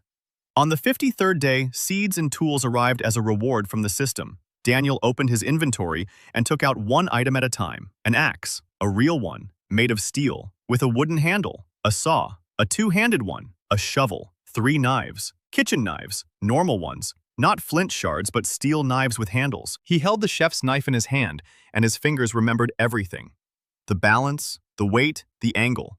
12 years in the kitchen, all in a single motion. Seeds in canvas pouches, carrots, turnips, cabbage, peas, wheat, onions. Daniel laid them out on the table. Dahi stood nearby. Her eyes were ablaze. She touched each little bag. She named the Latin names. She explained what kind of soil was needed, what kind of light, how to water them. She stuttered every other word from excitement. Daniel listened. He nodded. Then he said the vegetable garden was hers. She was in charge. He'd suggest what to plant for the kitchen, but the land was her territory. Daki froze. Then she nodded quickly several times. She went off to mark out the garden beds. By the 60th day, the vegetable garden covered 200 square meters on the south-facing slope by the river. The beds were even, marked out with stakes. Daki was leading 15 women. She gave orders quietly but confidently. She no longer stuttered. Something had happened to her over those 2 months. She was no longer a bookish girl. She had become a person who owned land and knew what to do with it. On the 70th day, Daniel sent an expedition to the edge of the dome. 5 people, Sonmi, Emily, Nari, and 2 of the newcomers, Mira and Hyunju. They walked east for 2 days. The dome turned out to be closer than they'd thought, 20 kilometers away. Sonmi described it as a wall of cloudy glass. Warm to the touch, humming. Through it, they could see the forest on the other side, but not clearly. As if through water. Emily found the key discovery. At the base of the dome, in one spot, there was a crack. Narrow. A hand could fit inside. Warm air flowed from it, and it smelled different. Like another forest. Like another world. 3 refugees from the neighboring testing ground had come through a crack just like this one. So cracks appeared and disappeared. That meant the dome wasn't impenetrable. Emily wrote down the coordinates. On birch bark. Down to the exact tree. On the 75th day, Daniel discovered the note. Not in the ruins, on his own desk. A birch bark scroll that hadn't been there the night before, but was lying there in the morning. The handwriting was unfamiliar. Small. Neat. Curator number 7. You have exceeded the projected targets by 140%. Your test site is the only one with 0 mortality after the 50th day. The Council of Observers is interested. Expect contact. Daniel reread it. The Council of Observers. Someone knew he was here. Someone had been leaving notes on his desk. Someone had passed through the dome at night, passed the sentries, and gone unnoticed. He showed the note to the council. Min Jong read it. Her expression didn't change. She said that if they were being watched, it meant they could be found. And if they could be found, it meant they could talk. And if they could talk, it meant they could negotiate. The lawyer in her awoke instantly. Daniel nodded. He said that while they waited for contact, they needed to keep building. To show that the group wasn't just surviving, it was growing. By the 80th day, a weaving workshop was operating in the table. 3 women were weaving fabric from plant fibers. Rough, stiff, but it was fabric. Shirts, pants, blankets. They no longer had to sleep in the clothes they'd woken up in 2.5 months ago. A potter's wheel appeared on the 85th day. Yoon-hee made it. Not Daniel, Yoon-hee. She'd seen how Daniel struggled every day with the birch bark bowls that would get soggy and tear. She found clay. She found a stone for the base. She put together a wheel from whatever was available. The first plate came out crooked. The second was crooked and had a crack. The third was crooked, had a crack, and had an uneven bottom. The 10th was almost even. The 20th was good. Yoon-hee worked in silence. For hours. Her hands were buried in the clay up to her elbows. Her face was focused. She couldn't taste her food, but she could feel the clay, its shape, its texture, the temperature of the kiln. Something inside her came alive. Not taste, not yet taste, but something close to it. On the 91st day, Daniel slept for 6 hours straight for the first time in 3 months. He lay down after dinner, closed his eyes, woke up to the sun on his face. 6 hours. A record. He lay there and listened to the camp. The sounds of morning. The crackling of firewood in the stove. Someone had already stoked the fire. Voices by the river. The thud of an axe. The creak of the potter's wheel. Laughter. Someone was laughing. Not hysterically, just normally. The morning laughter of a person who's woken up and isn't afraid. Daniel lay there and thought that this was the first morning the camp had been running without him. They were managing just fine. The stove was burning. The water was boiling. Someone was already cooking porridge. He closed his eyes. He lay there for another minute. Then he got up. He walked over to the stove. Yoon-hee was standing by the stove. She was stirring the porridge. She saw him. She didn't say anything. She moved aside. He stood next to her. He tasted the porridge. It needed more salt. He added a pinch. Yoon-hee watched. She took it all in. They stood side by the stove in silence. 2 cooks. One felt everything. The other felt nothing. For now. The 100th day. Daniel stood on a hillock and looked down at the settlement of Stole from above. What had been a clearing with a campfire and a shelter 3 months ago was now a settlement. A 2-meter-high palisade ran along the perimeter. Inside were 3 living dugouts with ondols, a kitchen with 2 stoves and a smokehouse, a storage shed, a workshop, a pottery studio, a vegetable garden behind the south wall, a pen for the goats they'd found in the forest on the 80th day. 3 goats. Milk. Not much. Just a cup for every 10 people. But milk nonetheless. Daniel made soft cheese from it. Simple. Sour. But cheese. He looked at all this and couldn't believe that only 100 days had passed. On the 105th day, contact was made. Not as he'd expected. At night. Daniel was standing alone by the stove. Everyone was asleep. He was preparing the starter for the morning. A woman appeared out of nowhere. She didn't come in. She didn't come from the forest. She was just standing at the table where, a second ago, no one had been. Tall, thin, in clothing that Daniel couldn't describe. Not fabric, not leather, something in between. Gray, smooth. Her face was young, maybe 30, maybe 300. Her eyes were calm. She said, "Hello, curator number 7." Her voice was even. No accent, no emotion. Daniel didn't flinch. He didn't scream. He stood there with the dough in his hands and watched. Then he asked if she wanted some tea. The woman blinked. Apparently, she hadn't expected that response. She said, "No." Then she said, "Please." Daniel poured a cup. Herbal. Mint. Strong. He set it on the table. The woman sat down. She picked up the cup, took a sip. Her face twitched slightly. She said it was delicious. Then she said she hadn't tasted anything homemade in a long time. Then she fell silent. Apparently, she'd said more than she'd intended. Daniel sat down across from her. He waited. The woman spoke up. She said her name was Lynn, that she was a representative of the organization that created the testing grounds, that there were 24 testing grounds. Of those 24, 9 are active. The rest are closed. Closed means the group perished or the curator failed. Daniel asked what failed meant. Lynn replied, "A curator is a person with SS-level talent, a rarity, 1 in a million. The testing ground was created to test the curator, not his talent but his character. Is he capable of keeping a group of ordinary people together under extreme conditions? Of not becoming a tyrant? Of not abandoning the weak? Of not breaking down?" Of the 23 previous curators, 14 became tyrants. They took the resources.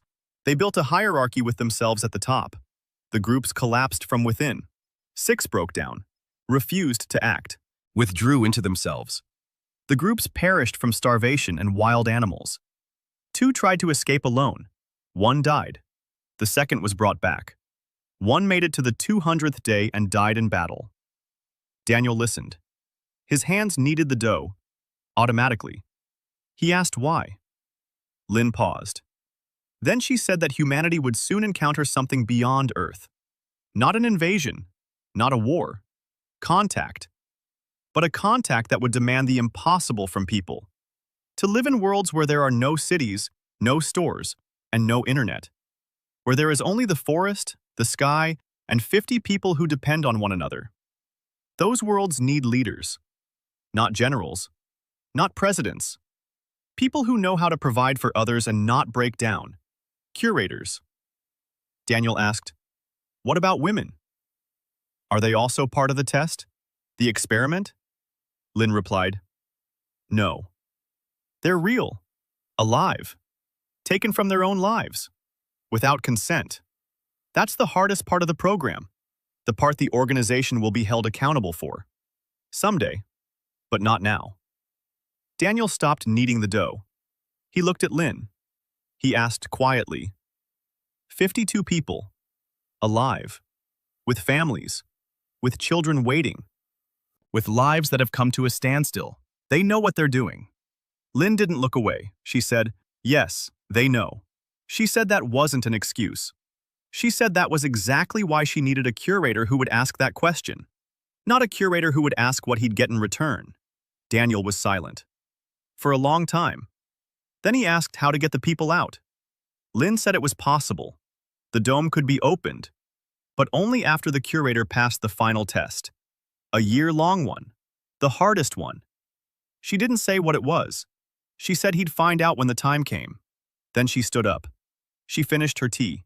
She set the cup down. She said he was the first curator to pour her tea. The others had shouted, or begged, or threatened. He poured her tea. She turned and vanished just as suddenly as she had appeared. The cup remained on the table, empty, warm, real. Daniel sat there until dawn. He didn't sleep. He thought. In the morning, he told the council everything. He didn't hide anything. About her. About the body in Portland. About the testing grounds. About the curators who had failed. About the contact. About the final test. The council listened in silence. Min Jong spoke first. She said that this changed everything and nothing. They were still here. Still 52 people. Still, they need to eat and build and stay alive. Knowing why doesn't change the fact that Sonmi was second. She said she would stay by Daniel's side until the end. Not because he's a curator, because he's the man who poured tea for the woman who stole their lives. Grace was third. She said she wanted to go home, to her children, and that she'll do whatever it takes to help Daniel pass any test if it opens a door.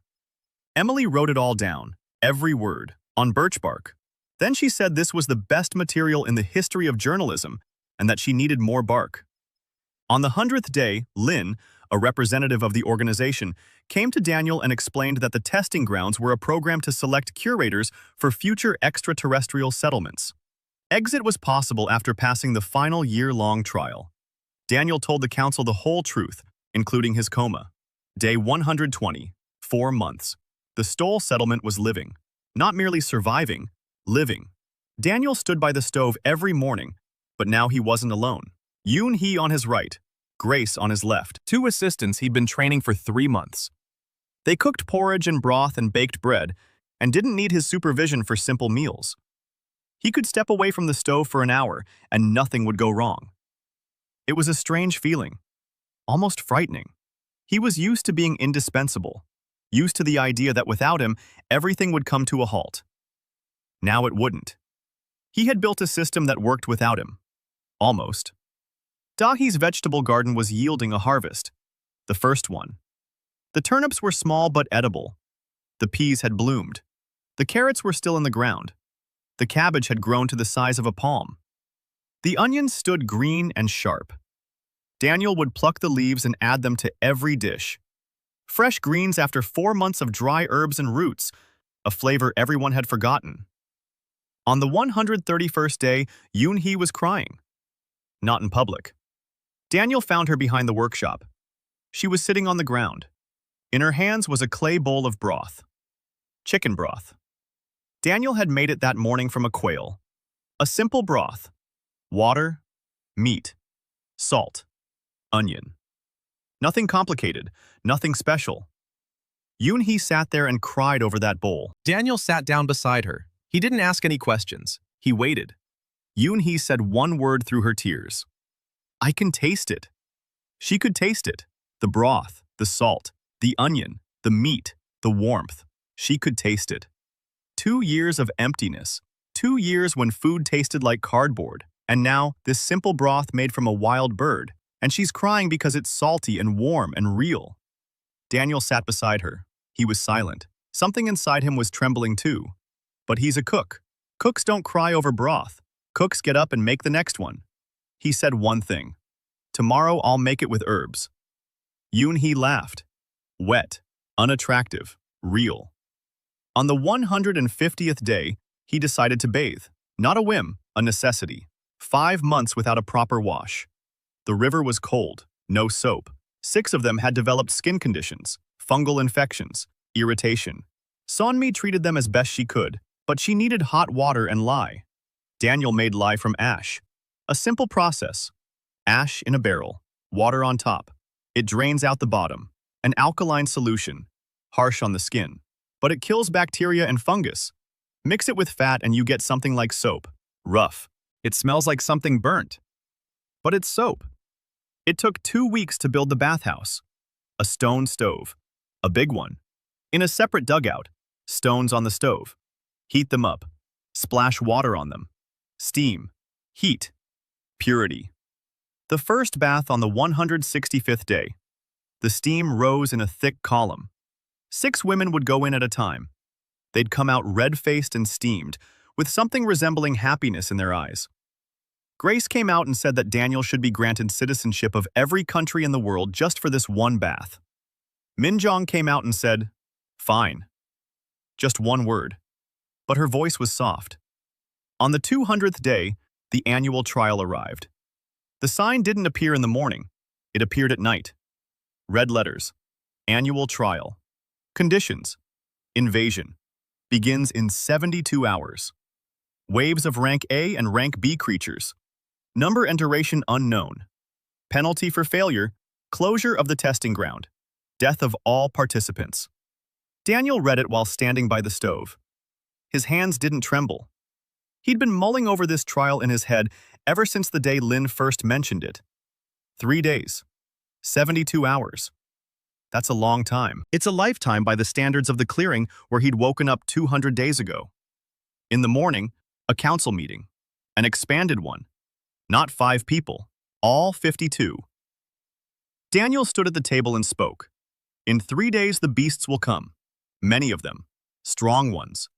He doesn't know how many or for how long. He knows one thing. They'll make it through if they stick together. Not heroism, not a feat. A system. A plan. Everyone's role. He assigned the roles. Combat Group. Commander Sonmi. 12 spearwomen, hardened by training and the flesh of B-rank beasts. Stronger than they used to be. Faster, but not immortal. Defensive Group. Commander Minjan. 15 people on the walls. Stones, torches, pepper paste, boiling water, anything that can be thrown or poured. Support Unit. Grace, Commander. 10 people. The wounded, water, bandages, evacuation to the dugout if the wall falls. Reconnaissance. Emily and Nari, on the upper platform. Coordination, alarm. Kitchen. Daniel. Yoon-hee, roofs.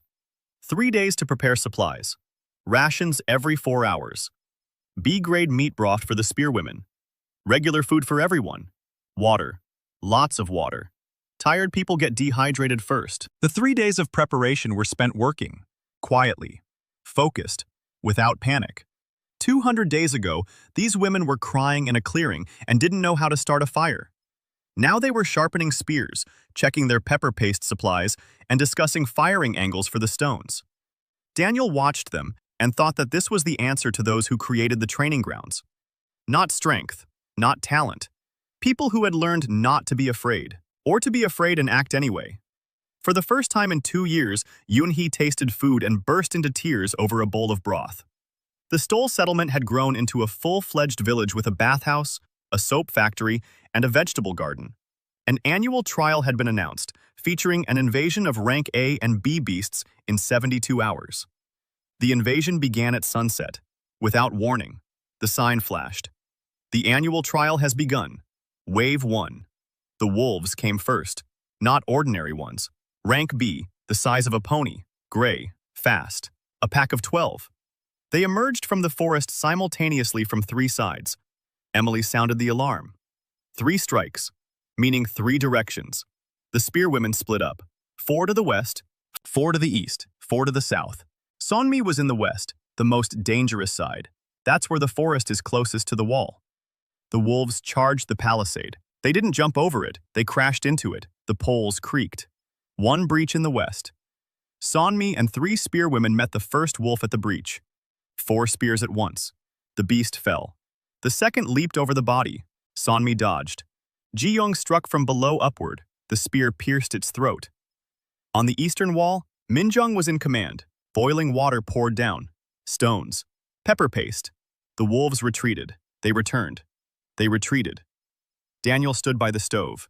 He was cooking broth. Next to him, Yoon-hee was cutting meat. Da-hee was mixing a flammable concoction. Her hands didn't tremble. Da-hee's hands no longer trembled. The first wave lasted 3 hours. 12 wolves. 8 killed. 4 got away. Casualties. 1 woman wounded, a laceration on her thigh. Sonmi stitched her up by torchlight. Daniel brought the broth, hot, with B-rank meat. Sonmi drank it standing up. Her hands were covered in blood, not her own. She returned to the wall. The second wave came 4 hours later. Boars. 5 of them. B-rank, heavier than wolves, slower, but armored. Their hides were like oak bark. The spears slid off. Daniel shouted from the kitchen to aim for the eyes, the only soft spot. Nari struck first. The boar bellowed and collapsed on its side. The rest came through the western breach. The wall gave way. 2 meters of the palisade collapsed. The boars burst inside. Chaos. One rammed its horns into a workshop post. The post cracked. The roof sagged. Ji-yeon leaped onto the beast's back. She drove her spear between its shoulder blades. The boar thrashed about. She held on. 2 women from the second line ran up with torches. They jabbed at its snout. The beast jerked back. Ji-yeon struck again. Deeper. The boar fell. By dawn, the second wave was over. 5 boars. 4 killed. 1 escaped. Casualties. 3 women wounded. 1 with a broken rib. Sonmi worked non-stop. Daniel carried water, bandages, and broth. Young-hee stood at the stove and cooked. Alone. Without him. He noticed it out of the corner of his eye. She was managing. The third wave on the second night. Daniel hadn't slept for 30 hours. His body kept going. Stamina 999. But his head was getting heavy. The third wave was worse. A single rank A beast. Huge. 4-legged. resembling a cat with a long tail and 6 eyes. The system's red marker glowed like a lantern. Rank A. Deadly. The beast didn't charge the wall, it jumped over it. The 2-meter palisade was like a step to it. It landed in the center of the camp, near the kitchen, near Daniel. It stared with its 6 eyes. Not at Daniel, at everyone. The spear women closed in. 12 spears. A rank A beast. A whole different level. It moved so fast that Daniel could see only blurred outlines. A swipe of its paw. 2 spear women were sent flying. One fell onto her back. The second slammed into the wall. The beast turned. It leaped. Sonmi intercepted it with a spear thrust to the side. The spear snapped. The beast didn't even notice. Daniel acted on instinct. He grabbed a jar of pepper paste, the biggest one, 3 kilograms, and hurled it at the beast's snout. It hit. The paste plastered over 2 of its 6 eyes. The beast shook its head. It slowed for a second. Nari struck its exposed side with a spear. Rina struck its neck. Ji-young struck its hind leg. The beast roared. It spun around. Its tail lashed out like a log. Daniel fell. He rolled. Pain in his ribs. Not a fracture, a bruise, a severe one. Dahi threw a flammable mixture. It hit the beast's snout. A flash of white flame. The beast recoiled. 4 of its 6 eyes were burning or covered shut. It slowed down, became more uncertain. 12 spears struck, not all at once, in waves, one after another. 1, 2, 3. Each strike to a single point. The neck, the left side, where Daniel had seen the pulsation, an artery. The cook, who had butchered carcasses 1,000 times, knew where the blood was. The 6th strike pierced it. Blood gushed out, dark, almost black. The rank A beast staggered. It fell onto its side. Its paws scraped the ground. Its tail thrashed. Then it froze. Silence. Daniel lay on the ground. His ribs were burning. He raised his head. Everyone was on their feet. Wounded, dirty, but on their feet. The sign flashed. Wave 3 of 3 complete. The annual trial is complete. Result: all participants survived. 0 casualties. Daniel let his head fall back to the ground. 0 casualties. 0. Sonmi ran over. She crouched down. She checked his ribs. A bruise, not a fracture. She said he was an idiot, that going up against an A-rank beast with a jar of pepper paste was suicide. Daniel replied that the jar was heavy, 3 kilograms. The only heavy thing he could lift quickly. Sonmi said that wasn't an excuse. Then she helped him up. Her hands were shaking. Not from fatigue. She was scared. For him. Daniel saw it. He said nothing. The reward arrived at dawn. A plaque. The annual trial passed. The result was unprecedented. 0 mortality. For the first time in the history of the testing grounds. The reward? The opening of the dome. A 30-day period. All participants have the right to leave the territory. The curator has the right to negotiate with the Council of Observers. The dome's opening. Daniel stood there reading those words. 30 days. In 30 days, the dome would open. They would leave. All of them. He turned toward the camp. 52 people stood amid the ruined, charred, and blood-soaked camp. They were looking at him, waiting. He had said the dome would open in 30 days, that everyone would come out. Everyone. Silence.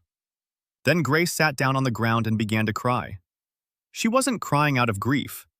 She was crying because of Lily. Because of home. Because it would be soon. Then Emily hugged Dahi. Then Minjong took off her glasses and wiped her eyes. Then everyone was crying and laughing and hugging, and someone kept repeating, "Home! Home! Home!" Daniel stood by the stove. His ribs ached. His hands were covered in pepper paste. He looked at the 52 people who had just survived the invasion and were standing there alive. Every single one of them. Then he turned back to the stove. He tossed some firewood on the fire. 30 days had passed faster than any 30 days before them. Daniel had spent them in the kitchen. Where else? He was preparing provisions for the journey. Dried meat, smoked fish, flatbreads that wouldn't go stale for a week, sacks of tubers and nuts, and bouillon concentrates reduced to a thick paste, salt in birch bark boxes. 52 people, an unknown distance, an unknown route. He was preparing as he would for an expedition to the Pacific Range, only 20 times larger. Yoon-hee worked beside him, silently, quickly. She had been tasting it for 3 weeks now. Every morning she would try the first spoonful and freeze for a second, with her eyes closed. Then she would open them and continue working. Daniel saw it. He didn't say anything. Some things don't need to be discussed. You just have to let them be. 20 days before the opening, he called Yoon-hee, Da-hee, and Grace, his 3 assistants. He said he was going to teach them the final lesson, how to feed people when he wasn't there.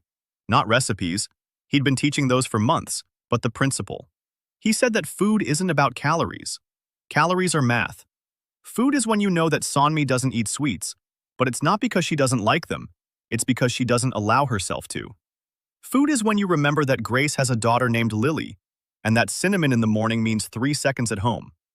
Food is when you see someone eating and not reacting, and you don't just walk by. He said this matter-of-factly, like a recipe. Step 1. Look at the person. Step 2. Understand what they need. Not what they're saying, what they need. Step 3. Prepare exactly that. Yoon-hee listened. Her eyes were dry. Her face was calm. But her hands were clenched. She understood. Not a recipe. A legacy. He was passing on his culinary art. On the 10th day before the opening, Daniel and Minjong sat at the table that evening. The camp was asleep. Minjong was silent for a long time. Then she spoke. She said she'd been watching him for 230 days. That on the first day, she'd wanted to overthrow him. On the second, too. On the third, she had her doubts. On the 30th, she accepted him. On the 100th day, she realized he wasn't a leader. He was a cook, who turned out to be more indispensable than any leader. Daniel replied that she was just as indispensable. That without her guidance, without her firmness, without her ability to say no, the camp wouldn't have survived. She had created the structure within which he could cook. Min Jong was silent. Then she said one thing. I need help. Quietly. Simply. Without context. But Daniel understood. Not now. Not at this moment. Not at all. Not in life. She said what she hadn't said in 20 years. Daniel silently poured her some tea. They sat for half an hour without speaking. That was enough. 5 days before the opening, Daniel prepared the final dinner at the table settlement. He'd been cooking all day, since dawn, alone. He didn't let anyone near him, not even Yoon-hee. She tried to help. He shook his head. Today it's my turn, he said. The table. That very one. Made from a split log. It had stood in the center of the camp since the first week. They ate at it. They cried at it. Emily wrote her chronicle at it. Da-hee arranged plants on it. Grace blew out a birch bark candle for Lily at it. A table for 52. Daniel had spent 2 hours setting it. The birch bark bowls had been replaced with clay ones. Yoon-hee had made 52 plates over the past month. Even, smooth, beautiful. On every plate, rice. White. Fluffy. For the first time in 8 months, he'd cooked the rice perfectly. Not mushy. Rice. Grain by grain. Meat. Braised for 13 hours. Tender. In a sauce of wild berries and honey. Vegetables from the garden. The first harvest of carrots. Turnips roasted in the embers. Peas. Green onions. Bread. 3 loaves. Made with sourdough starter that had been alive since the 24th day. That very same one. It had never died. It had never missed a feeding. Alive, just like them. Fish. Trout. Baked in clay with herbs, just as Grandma had taught him. Goat's milk cheese. Soft. Tart. Authentic. And for dessert, a cake. Not for Lily. For everyone. 3 layers. Berries, honey, nut cream. He placed it in the center of the table. 1 candle. Made of birch bark. That evening, 52 people sat down at the table, crowded, shoulder to shoulder, just like that first night under the canopy. Only now it wasn't out of fear. It was a choice. Daniel stood at the end of the table, silent, looking at their faces. Sonmi sat up straight, hands on the table, a plate in front of her. In the corner of the plate, a small pear tart, set apart. Not for everyone, for her. She saw it. She looked at Daniel. She didn't say anything, but the corner of her mouth twitched. Emily sat with birch bark and a stylus. She was writing, then she set it aside. Then she just ate. There are moments when even a journalist stops taking notes. Yoon-hee tasted every dish, slowly, with her eyes closed. She'd open them. She'd try the next one. Her expression changed. For the first time since Daniel had known her, Yoon-hee's expression changed with every spoonful. Grace ate and smiled, quietly, calmly. There were no tears. Not today. Today was dinner. Minjong ate in silence. Then she picked up a clay cup of tea. She looked at Daniel. She nodded. A small gesture, an acknowledgement. Da-hee sat between her 2 friends. She didn't stutter. She laughed. She ate with both hands. Her glasses were slipping down her nose. She didn't adjust them. Park Juna, the silk weaver, sat next to Nari and was telling a story, gesturing with her hands. Nari listened and nodded. Gina wasn't small or inconspicuous. She hadn't been for a long time. Grace stood up. She raised her glass. She said, "To the boss." 51 glasses were raised, quietly, without a clink. They simply raised them. Daniel stood and stared at the floor. He thought he might have oversalted the sauce. Then he looked up. 51 faces, each one familiar, each with a story he remembered. He raised his cup, toasted to the table. They drank. On opening day, the dome trembled at dawn. The shimmer grew stronger. Then it began to crack. Like ice on a spring river. The light changed. It grew brighter, real. The sun they'd seen through the dome for 8 months for the first time shone directly down. No filter, no cloudy glass, just the sun. Grace stood with a bag on her back, her eyes fixed on the east. There was home. There was Lily. There were the other 3. She wasn't crying. She was smiling, ready. Sonmi stood next to Daniel, a spear on her back, out of habit. She wouldn't put it down for a long time yet.